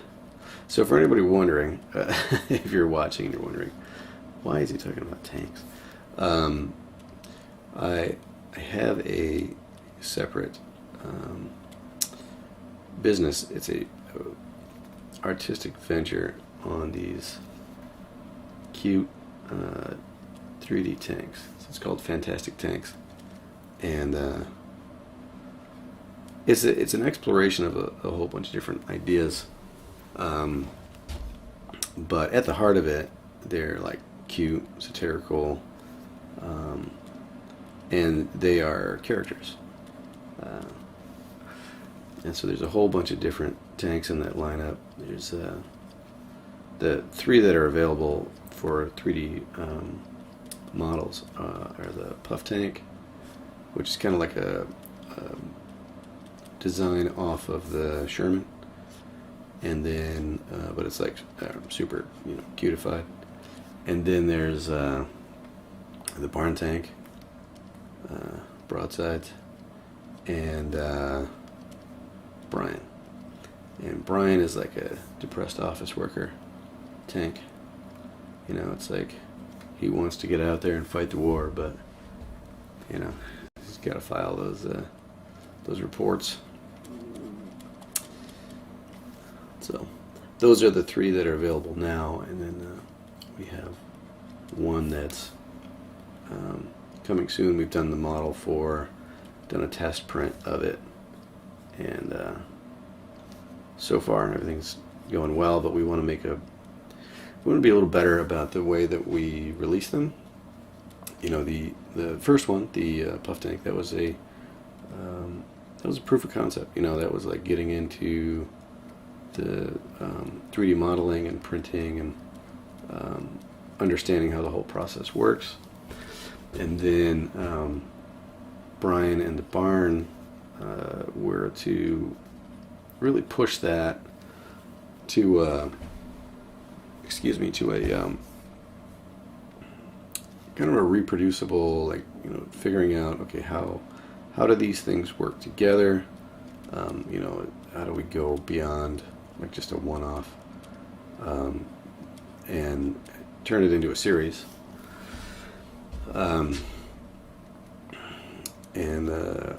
Yeah, I think it really. Well, I definitely enjoyed the process. I showed it here locally, and then I showed it at a illustration convention, and it was really well received. And so started to develop it from there, and started an actual official business out of it. And now what we're looking to do is approach it in a much more, I hate to say more formal way, you know, because I want to maintain the artistry in it and the, you know, that kind of essential characteristic of it being lighthearted and fun and funny. But at the same time, communicating that to the audience, getting it out there in a way that's effective, you know, where people understand what it is that they're looking at, and how the I guess the expectations are clear. You know, that once we announce a model and you know, kind of how that's going to roll out and what will be available. So those are all the things that we're sorting out, kind of the business side of how to effectively reproduce the experience for the audience. So anyway, yeah, that's Fantastic Tanks, and yeah, there are all kinds of tanks coming. The one that's coming next, I don't want to spoil the announcement, but it is something that I have painted, you know, done illustrations for, so I'll have to guess which one's the next one. And if you look for it, there are clues on the socials. But I'm going to leave it there. Don't want to kill it. Kill the surprise.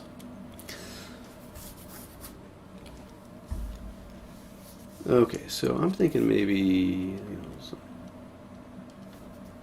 school of fish or something here.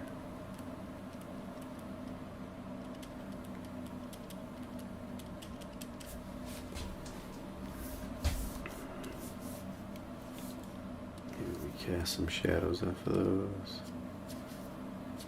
I don't know.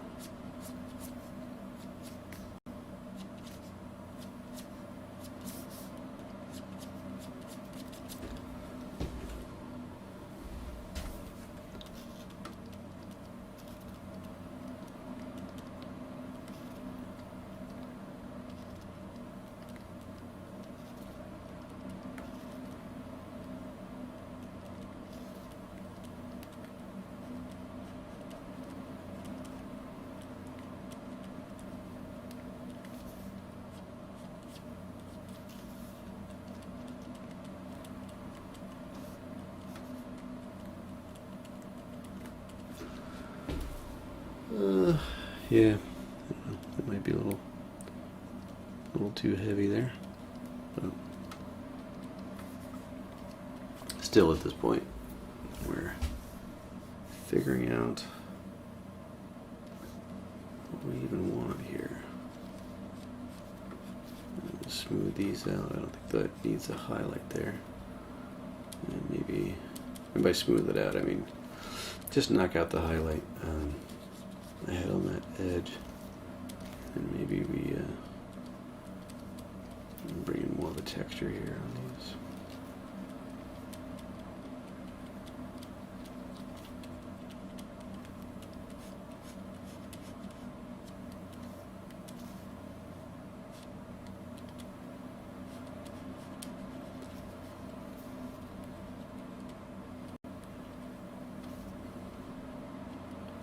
Almost forgot my light source for a second there.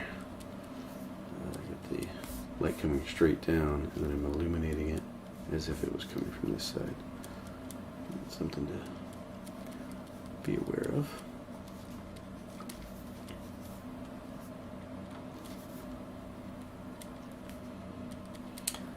So I am conscious of the fact that you know, we haven't quite struck on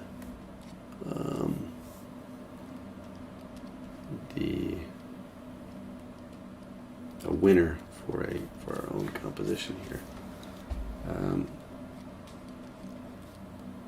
it is 11 o'clock. So I think that I'll play with this a little bit longer. If nothing really starts to shine, then we'll have to decide where to call it. I think one thing to consider here is that, you know, I've, I guess kind of subconsciously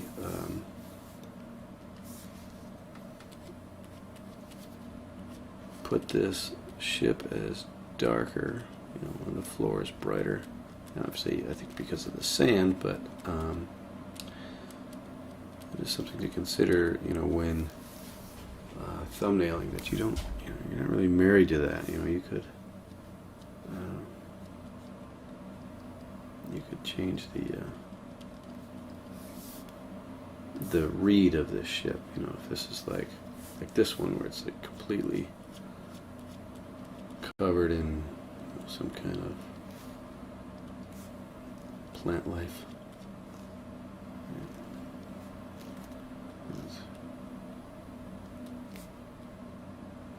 Or is it even really plant life? Like, what is it?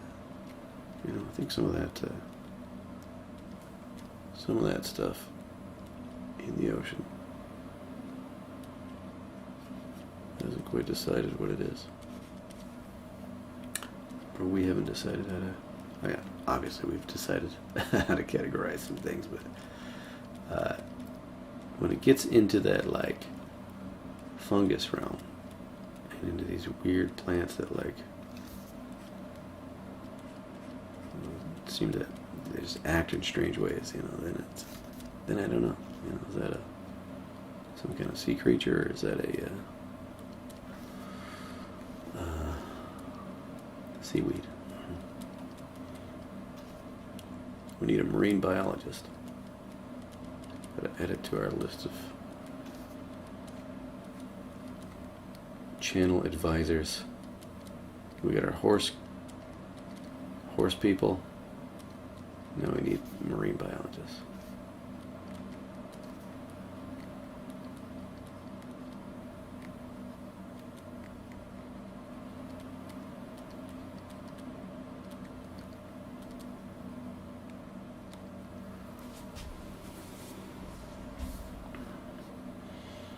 Let's see.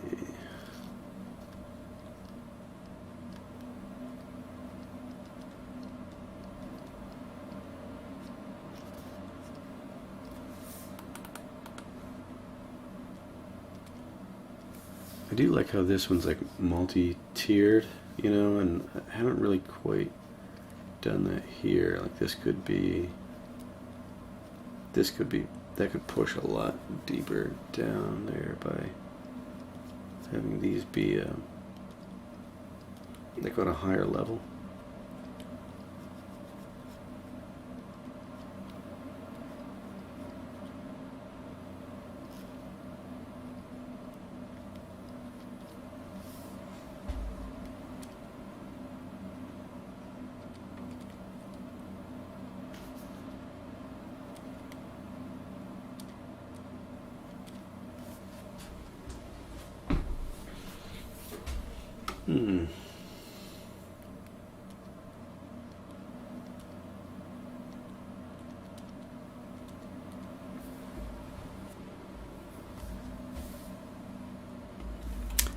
Okay, I'm going to play with this one over here a little more.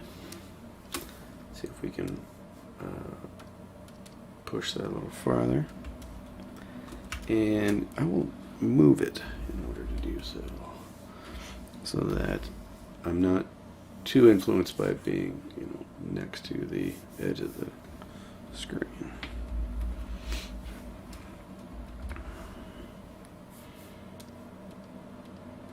And something to consider with these is at what moment are we looking at this? You know, is this wreckage where, you know, we're going to pull in all this like, you know, algae and you know, seaweed and stuff that's attached itself to it, or you know, do we want the pieces, you know, still falling with bubbles going up and stuff, you know what I mean? Because that would imply, you know, one would imply rest and age, and you know, it has a kind of, to me, the deeper feeling out of that is like that this is old, that a lot has happened to this thing over the years, and maybe different things, creatures have taken up residence in it, and how many ships have passed over it, or storms have, you know, pushed it just a little bit farther. You know what I mean? Like it has its depth is in its age, right? And, whereas different type of scene where it's the event is happening. You know, the story that you're telling then is less about this resting place and you know, all that might have happened there, but then it's more about the moment and the you know, the idea of, you know, what led up to this. Was it a bad storm? Is this you know, in combat, or you know, pirates? I don't know, depending on the age of the ships or whatever. So there's a lot. There's a lot that can really change the message and the mood of a painting.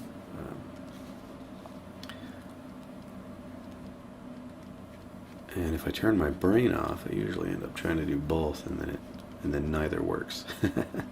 You know, it's like, well, why is this corroding ship with, you know,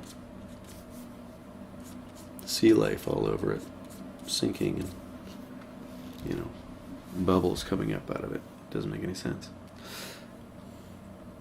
So, something to be aware of when you're painting something. You know, at first it's like, it's just, for me, it's just the fun of discovery, finding an idea that's interesting, visually interesting, and maybe has some story elements that feel nice, you know. But then it's got to come around to, like, okay, what is the story that I'm telling?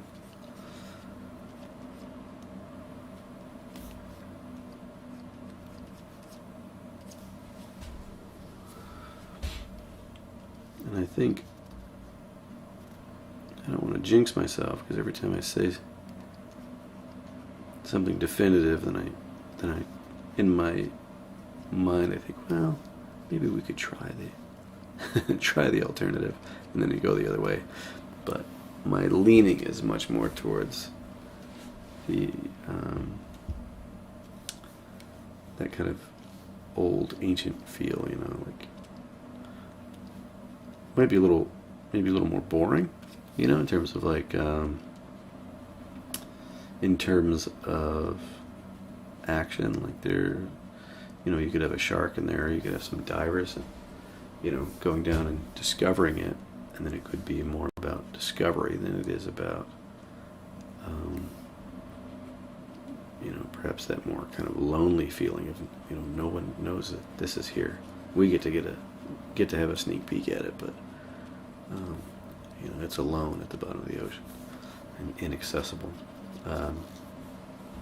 So, you know, instead of that being the core message, I don't know, for some reason that appeals to me, but I do recognize that can be kind of boring. It's like more about the object and letting your imagination run wild with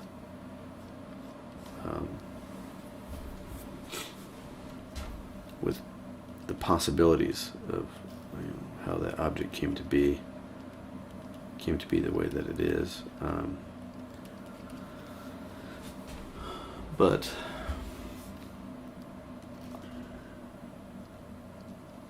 sometimes it's easier to go for the low-hanging fruit, you know, and just have explosions and bubbles and fish swimming away as fast as they can and trying to avoid the falling shrapnel and all that kind of stuff. I don't know. Not where my head's at with this one.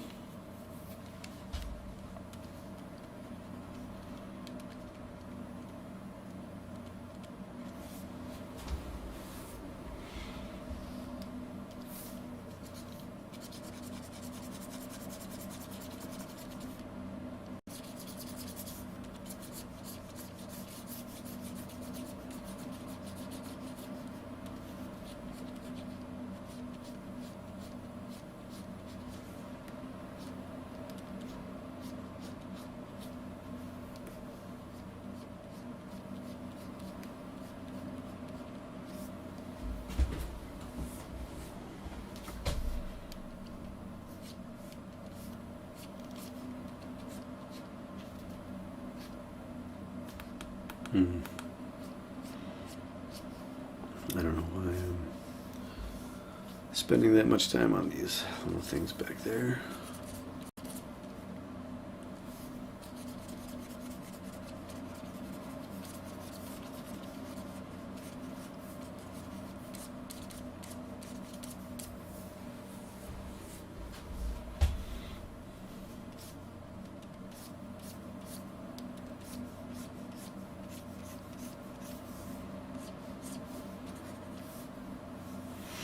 Let's see.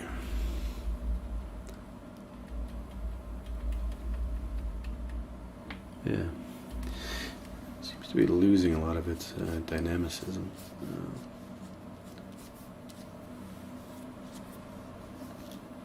Just feels flatter to me in my initial read on it. You know, having come back to it when we were working on the other one. Maybe we need some diagonal element here.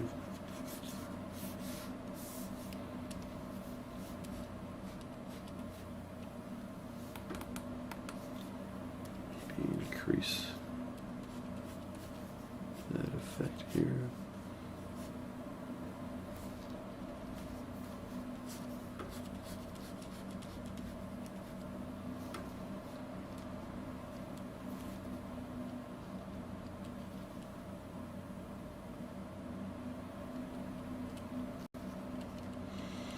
Yeah, whenever doing these schools of fish, I just find that I space them out so evenly. It's ridiculous.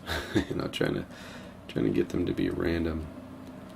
You know, should probably make a brush for that, so that I'm not so in control, because they don't end up being believably random. You know, that's like you got a space to them.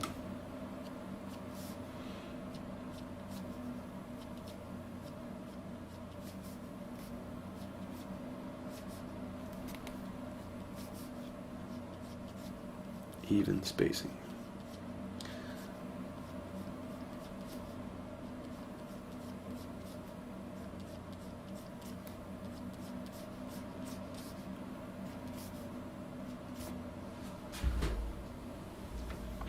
You know, I've got all these little fish casting these big shadows, but I don't have the actual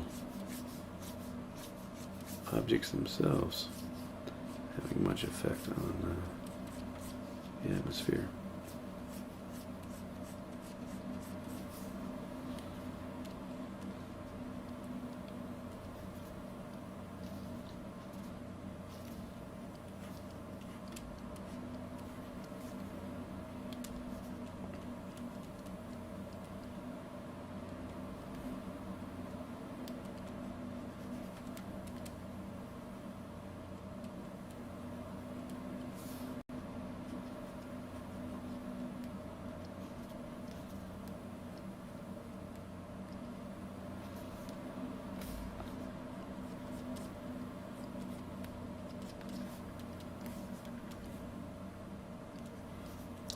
Obviously, you know, making this ship too long here, but what I'm interested in doing is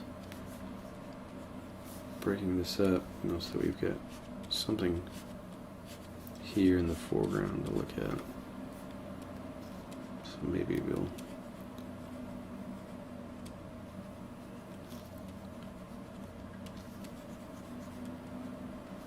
change this shape here to be more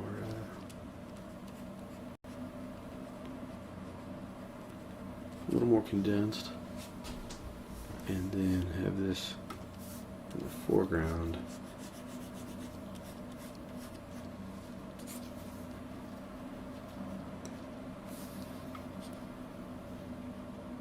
There's some kind of panel. We could have that door shape.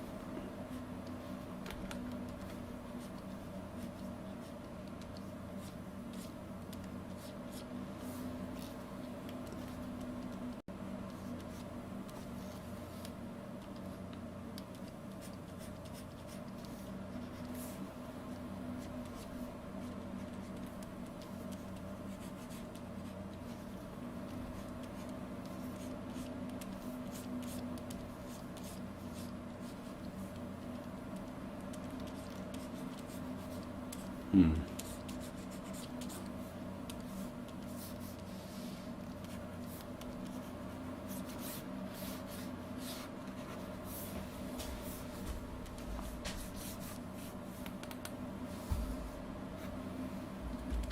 take all this up to a higher layer. We'll group these ones. So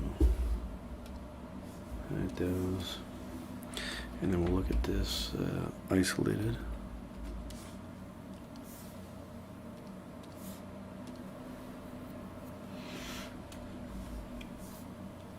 Maybe we'll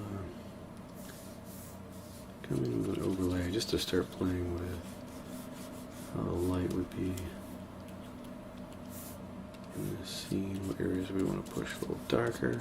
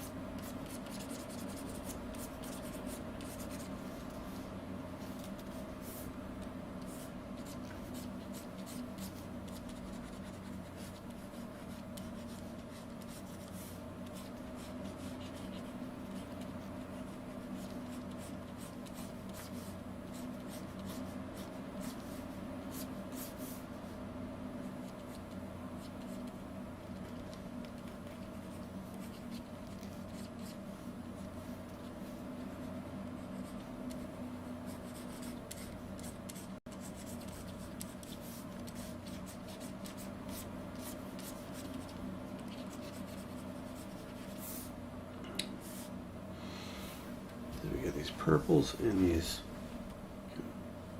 teal blues, and let's see how we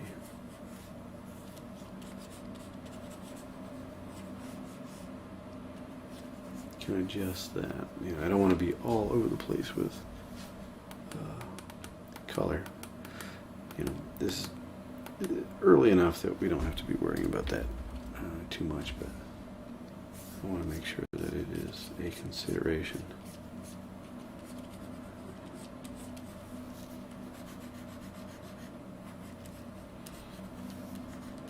And I think as far as going to black on these, I don't think we're going to end up doing that, because we lose that illusion of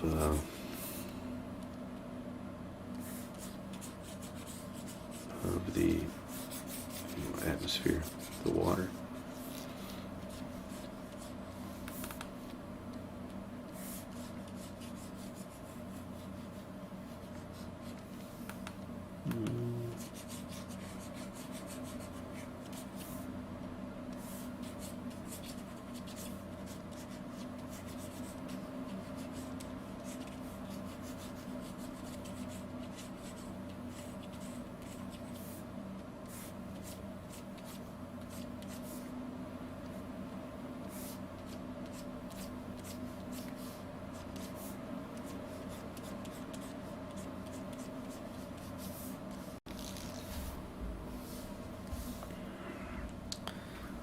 Zoom out here.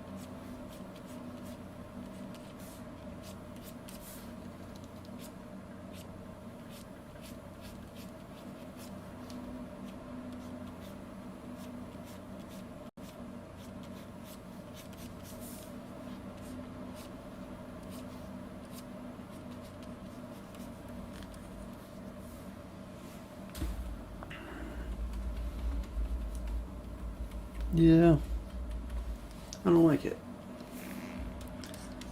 just gonna be honest. I like the idea, but this execution of it, I think we'll try some different angles. I think we can get rid of this. Let me just do, I'll do Smudge Brush. Do sample all layers.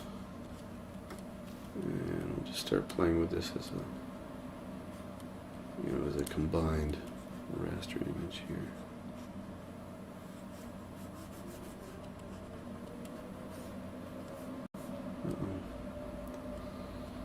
That's the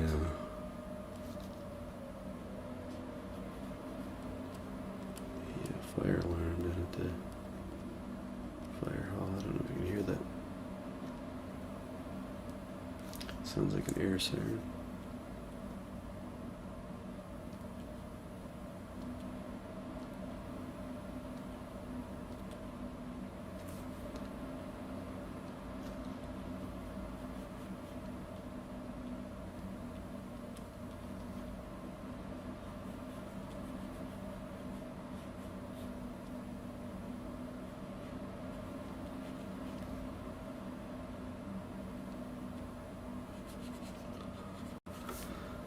Yeah, I kind of feel my brain shutting off here. I'm not really, like I'm playing with this and I'm thinking to myself,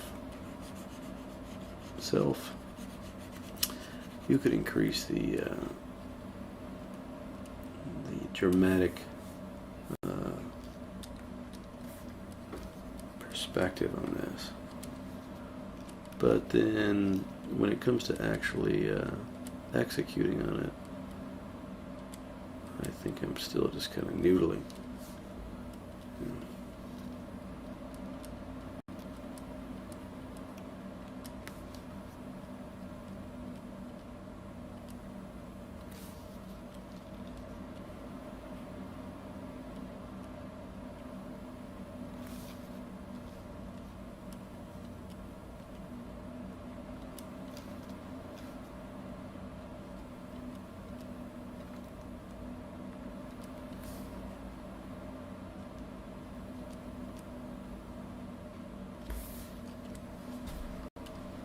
Just needs more of something to grab onto.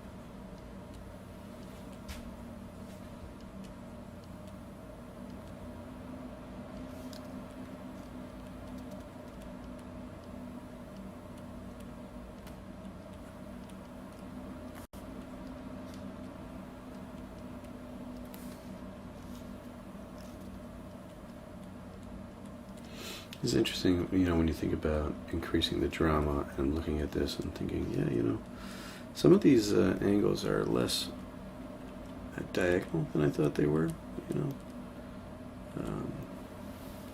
not that it needs to be all, harsh diagonals or whatever, but if you want this scene to look more dramatic, things kind of sloping, it gives them this motion. The eye follows, and so I think if we accentuate that, play with that a bit, then less of these pure verticals.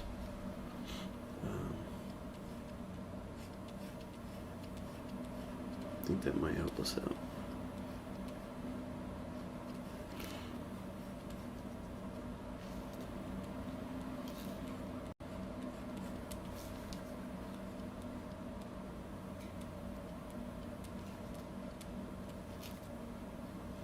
Now we could, if we, if we did a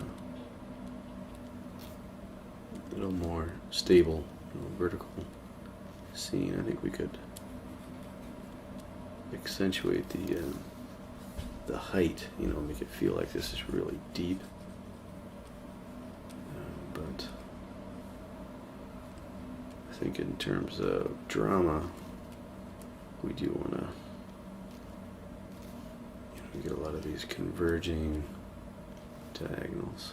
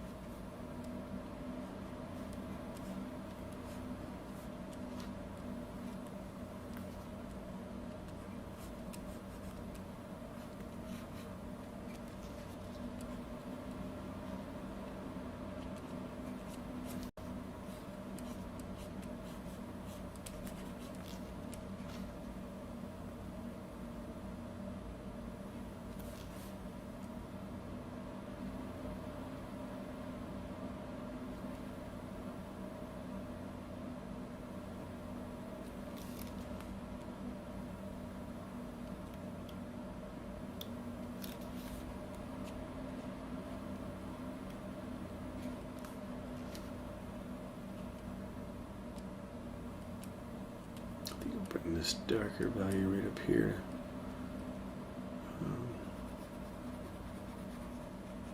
Control that edge. And we'll smooth this out.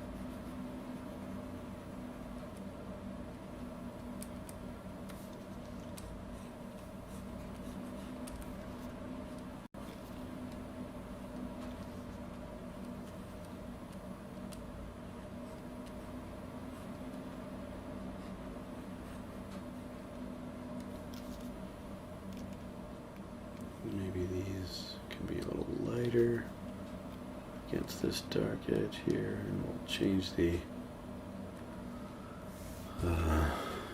angle of that so that it's does not appear to be the same form.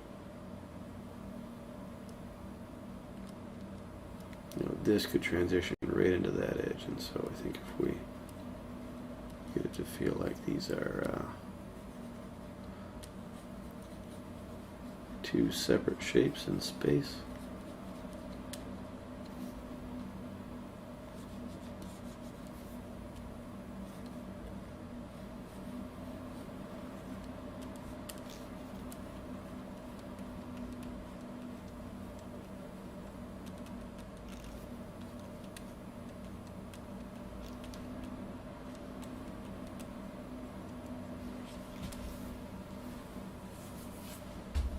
Alright, let me zoom out here.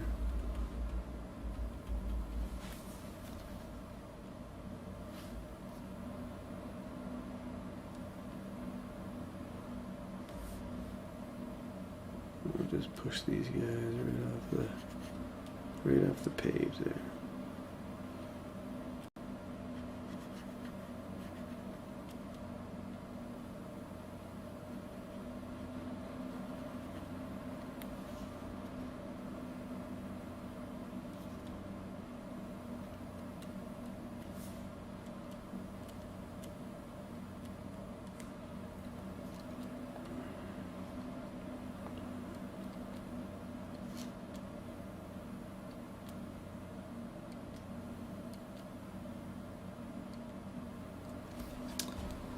Be thinking about the motion. Again, you see here, if I look at this, maybe I'll just mark this up with some orange or something. So right here, this shape and this shape, they transition right into these, right? And there might be a desire to do that But in this case, I want those to look like they're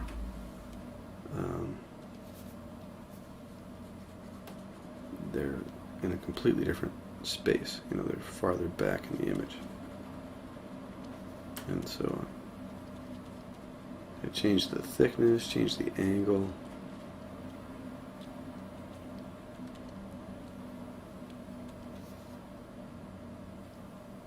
So that these kind of have a definitive end.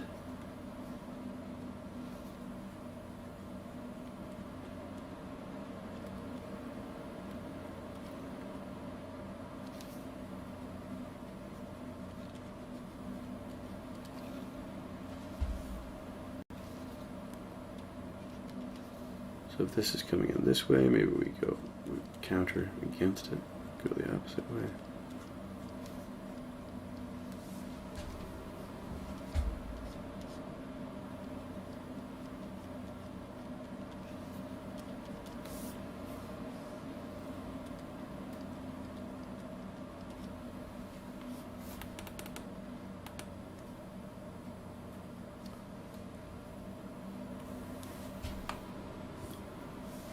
And this here, same kind of idea.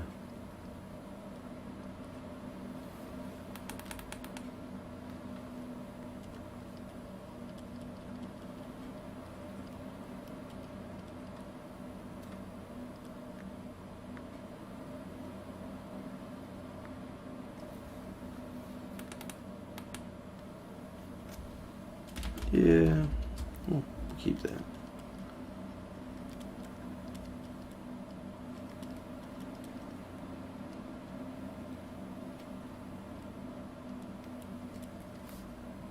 Let's see what we want to do with this. I kind of like the idea that this is maybe a little closer to us. You just get like these little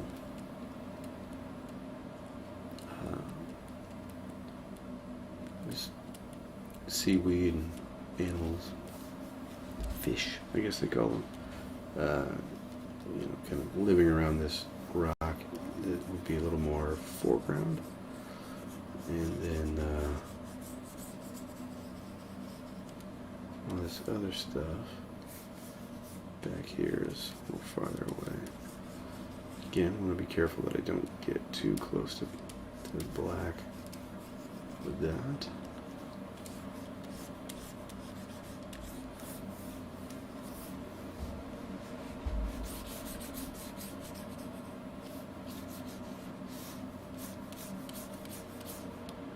Bring in this purple.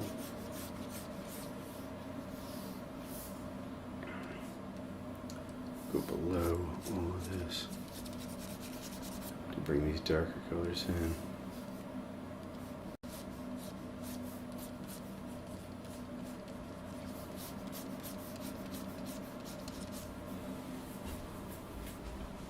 And then back here, you know, I like the idea of this being some kind of cloudy type shape.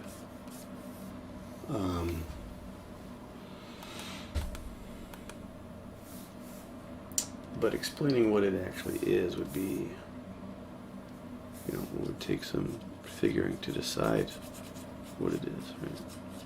So for now, I'm just going to push it closer to green, and that should separate those two, push that kind of back in space, a little brighter with that.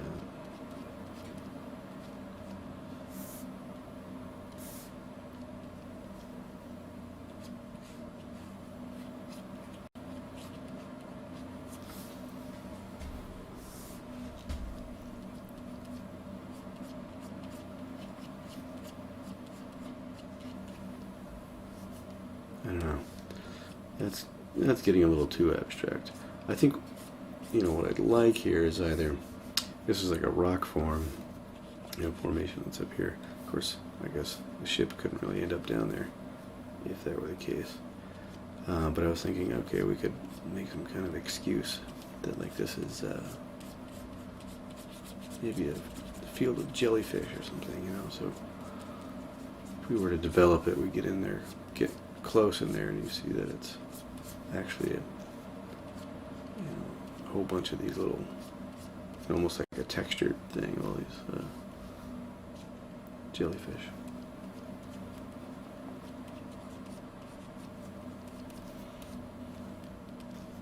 Okay, but let's go ahead and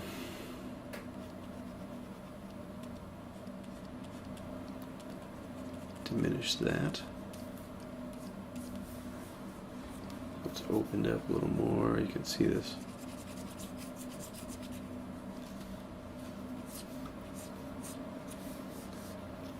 More space there.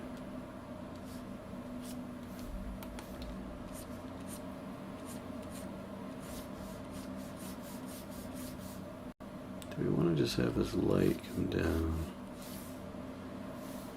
onto our ship?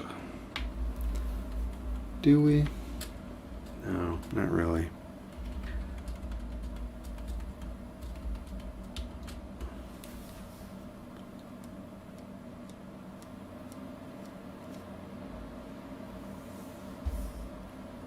Let's push this a little darker here.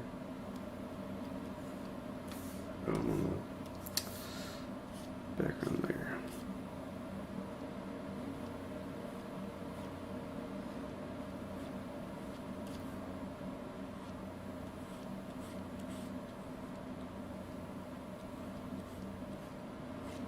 Maybe just have all of the lower areas pushed to dark. Let's zoom in on this again.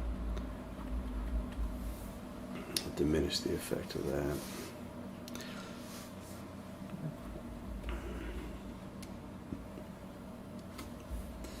And then let's take our ship, we'll give it a little bit of color. And I think this is probably where I'll stop with this idea. You know, we've certainly taken it past the thumbnail, but still kind of thinking about it in that respect, that this is not something I'm committed to.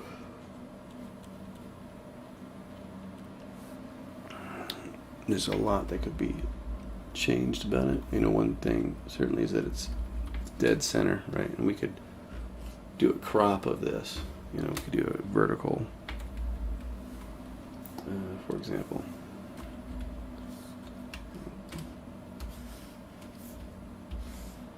This. Yeah.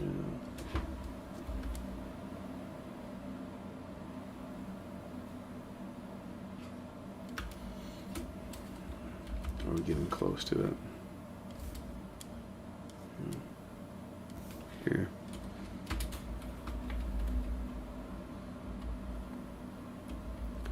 But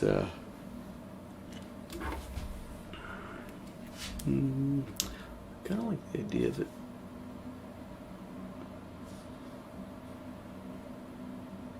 looking up a little more, and like that. Anyway,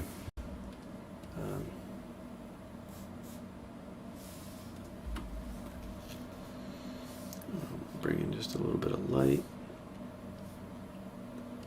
some of that orange color on there.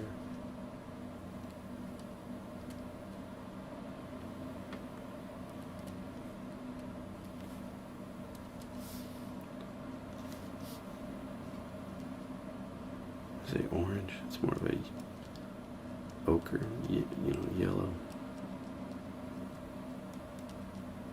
Get tired. At least that's what I'll blame it on. Probably would have gotten that wrong anyway.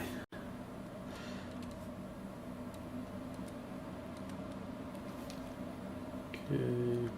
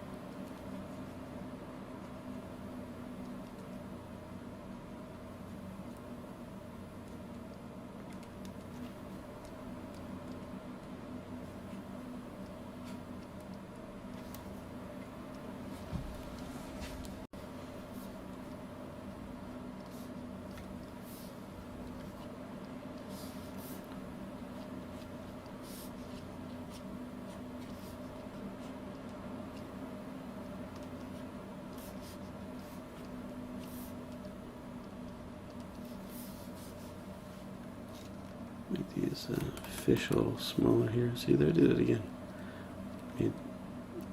Put a bunch of fish in, but all the same size, same distance.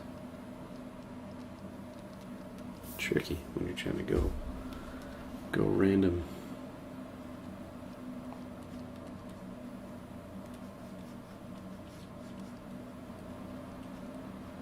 Make all these little fish smaller, so they're not helping us out in terms of scale by being so big.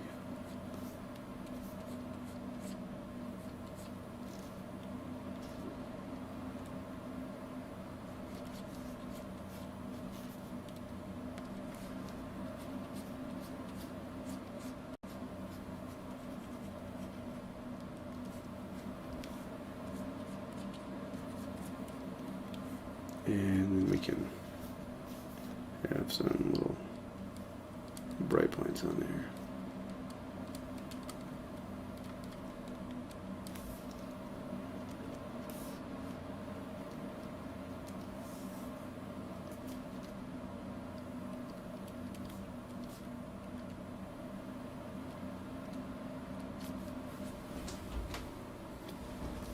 That's still quite dense there.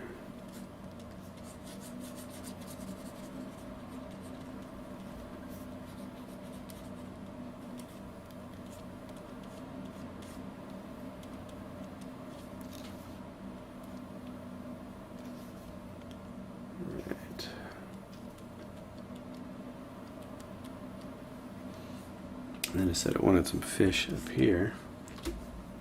Maybe we do that, yeah.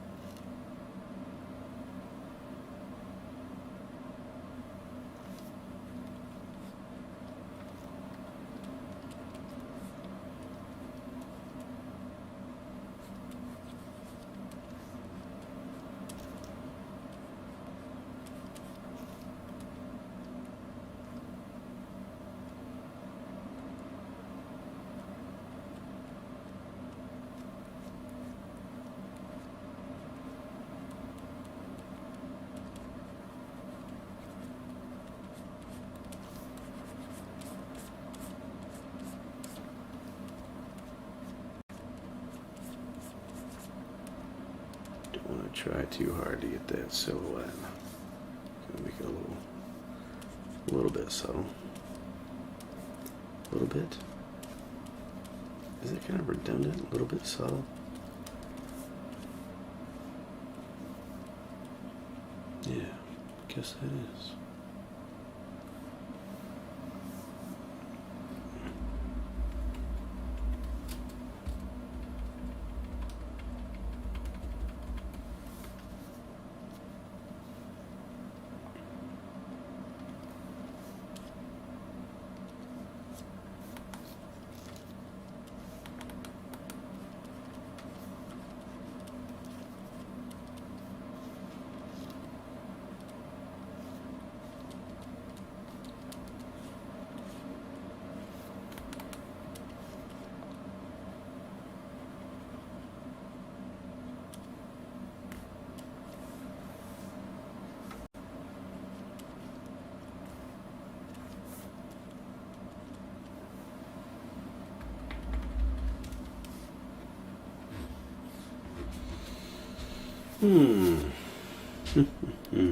Take this background color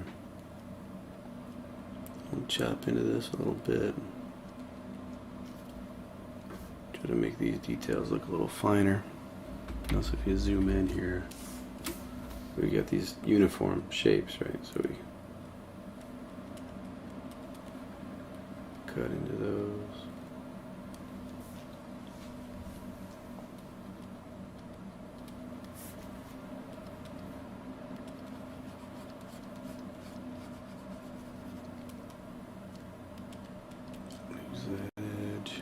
Here, same thing with these kind of highlights that I added in here, trying to make those a little more shaped rather than uniform thickness of the stroke on those lines.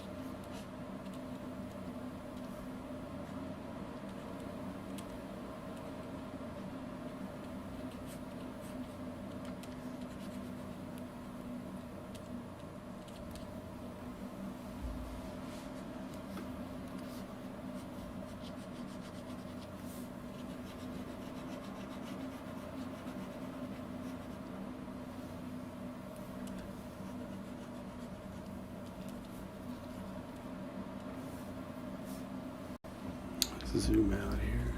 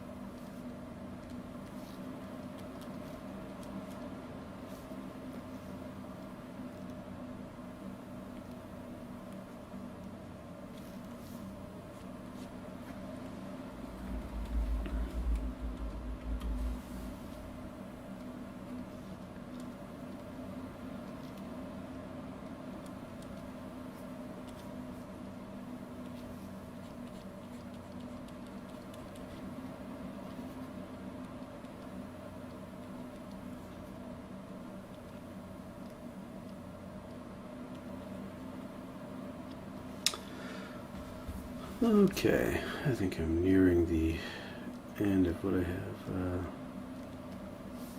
really the mental space for right now. I could keep noodling away at this thing, but I don't think that I'm really really thinking about what I'm doing at this point. And I suppose that would be fine, but I also have to get some sleep.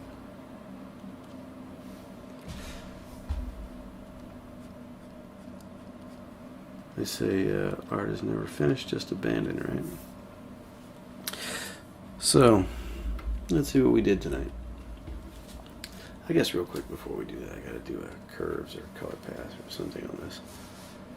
You get staring at something long enough, you lose track of kind of where it is in the color space. I like that, but I don't like how intense that light becomes. I don't want that to be very saturated. Okay, so that's super dark, but it does push it into a more dramatic silhouette.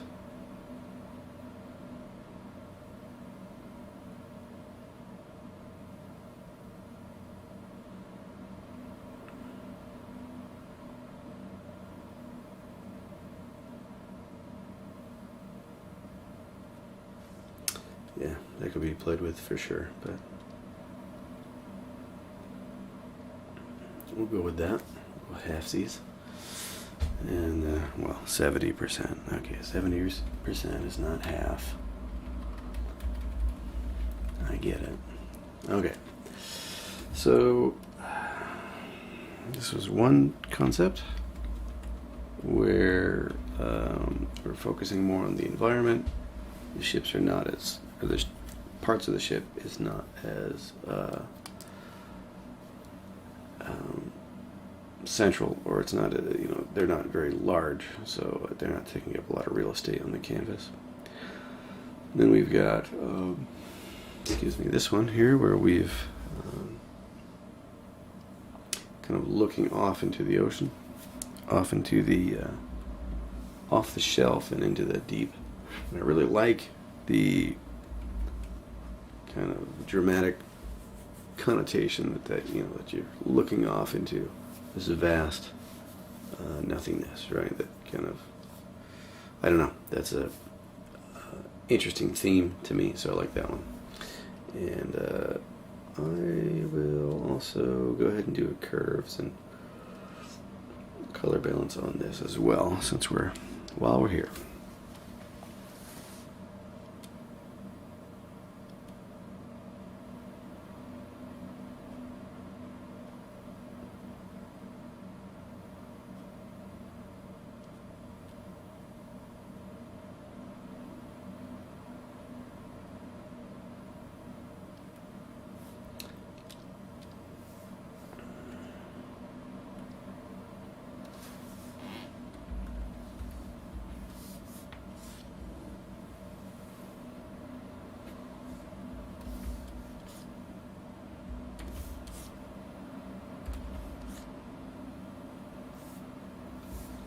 Okay, and then color. We can do color balance. We're gonna I'll do hue saturation. I'll try to grab these orange yellows and bump them up.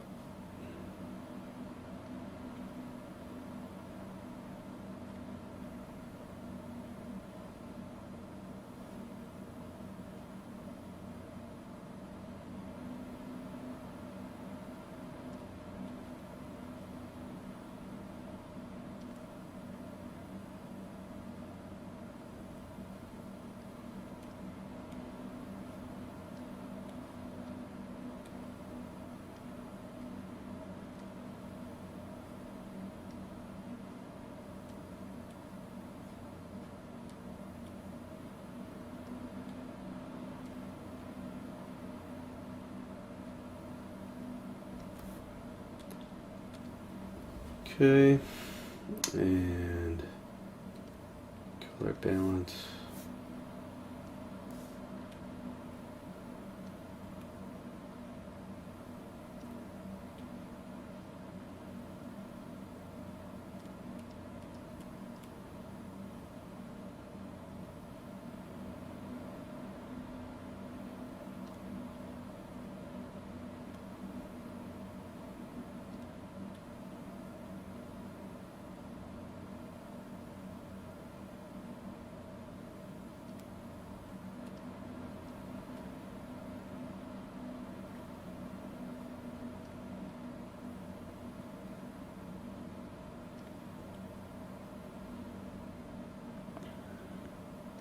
Let's see if that did anything. Yeah, I think that helps. Okay. So we got this one looking off into the deep, and we had, what was the original sketch for that? Original sketch for this. Let's compare where that started and where it ended up. Right, so this is, I think, less dramatic, because when you're looking at this, you're kind of down underneath it. The shadows are coming down, the beams of light are coming down, kind of on you, the viewer. And then here, it's off in the distance, like they're coming down there in front of you somewhere, right? And you're kind of like hidden in this like little nook, kind of.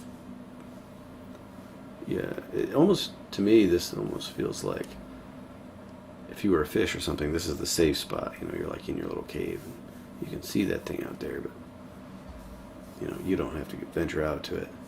Whereas this, I think, is a little more imposing. You're like approaching it, you're underneath it, Not a huge difference. It's really subtle, but I think it changes the way that it feels. And then, of course, the original sketches that we started from. So yeah, there's a lot going on there tonight. And let me pull up the other two.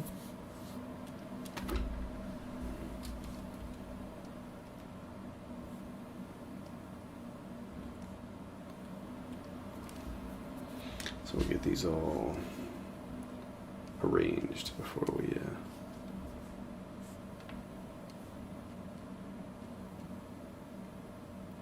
close it up.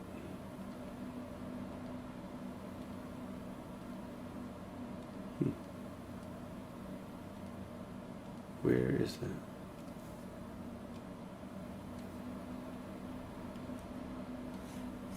Got a phantom painting. There we go. Okay. So we'll put this guy over here. I'll put this one over here.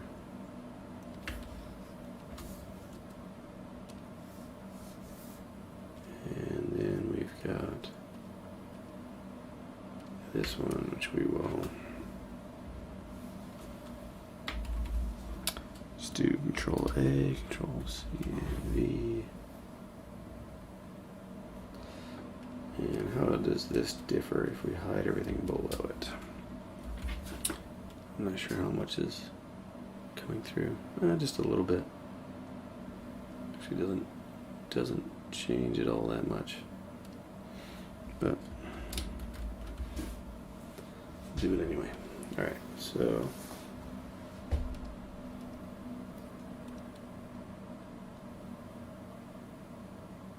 to keep some of those. Merge that down, and then we'll size this down.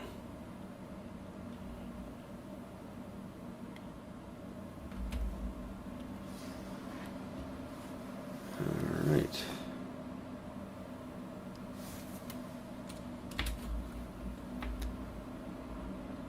So seeing them as thumbnails, gives you an idea of how much this could be changed, to get the message across. I think there's a lot of dead space in there too, so zooming in on that, cropping that in, might be a good idea there. I'll put this up here. Alright, so I think that's it for tonight. Played with some ideas, did some reference studies, and I think I would keep going, keep looking for more interesting thumbnails, and excuse me, exploring more kind of story ideas. So maybe we'll pick this one up again, but no guarantees on that. But it is a fun theme. All right, I think that's it for tonight.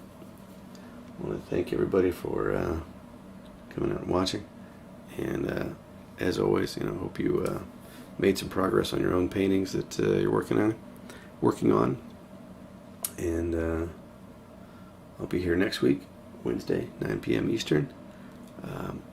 Again, I've mentioned this a few times, but I'm thinking about altering the format in part so that I can get to bed earlier, and maybe doing something a little more structured. I do like this time of just exploring something and kind of being open to just painting for the sake of it, for the joy of it. But I think it might be beneficial to have maybe a different segment, just a learning, growing segment where I, approach just technical things that I need to work on, or software that I've been wanting to learn, or that something like that. So I'm open to suggestions on that. If there's something that you guys would like to see, or learn, or challenge me with, I'm certainly open to suggestions.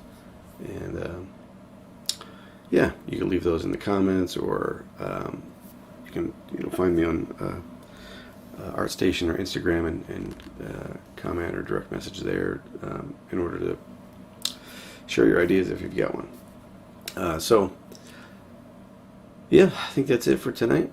Thank you for joining in, and have a good night.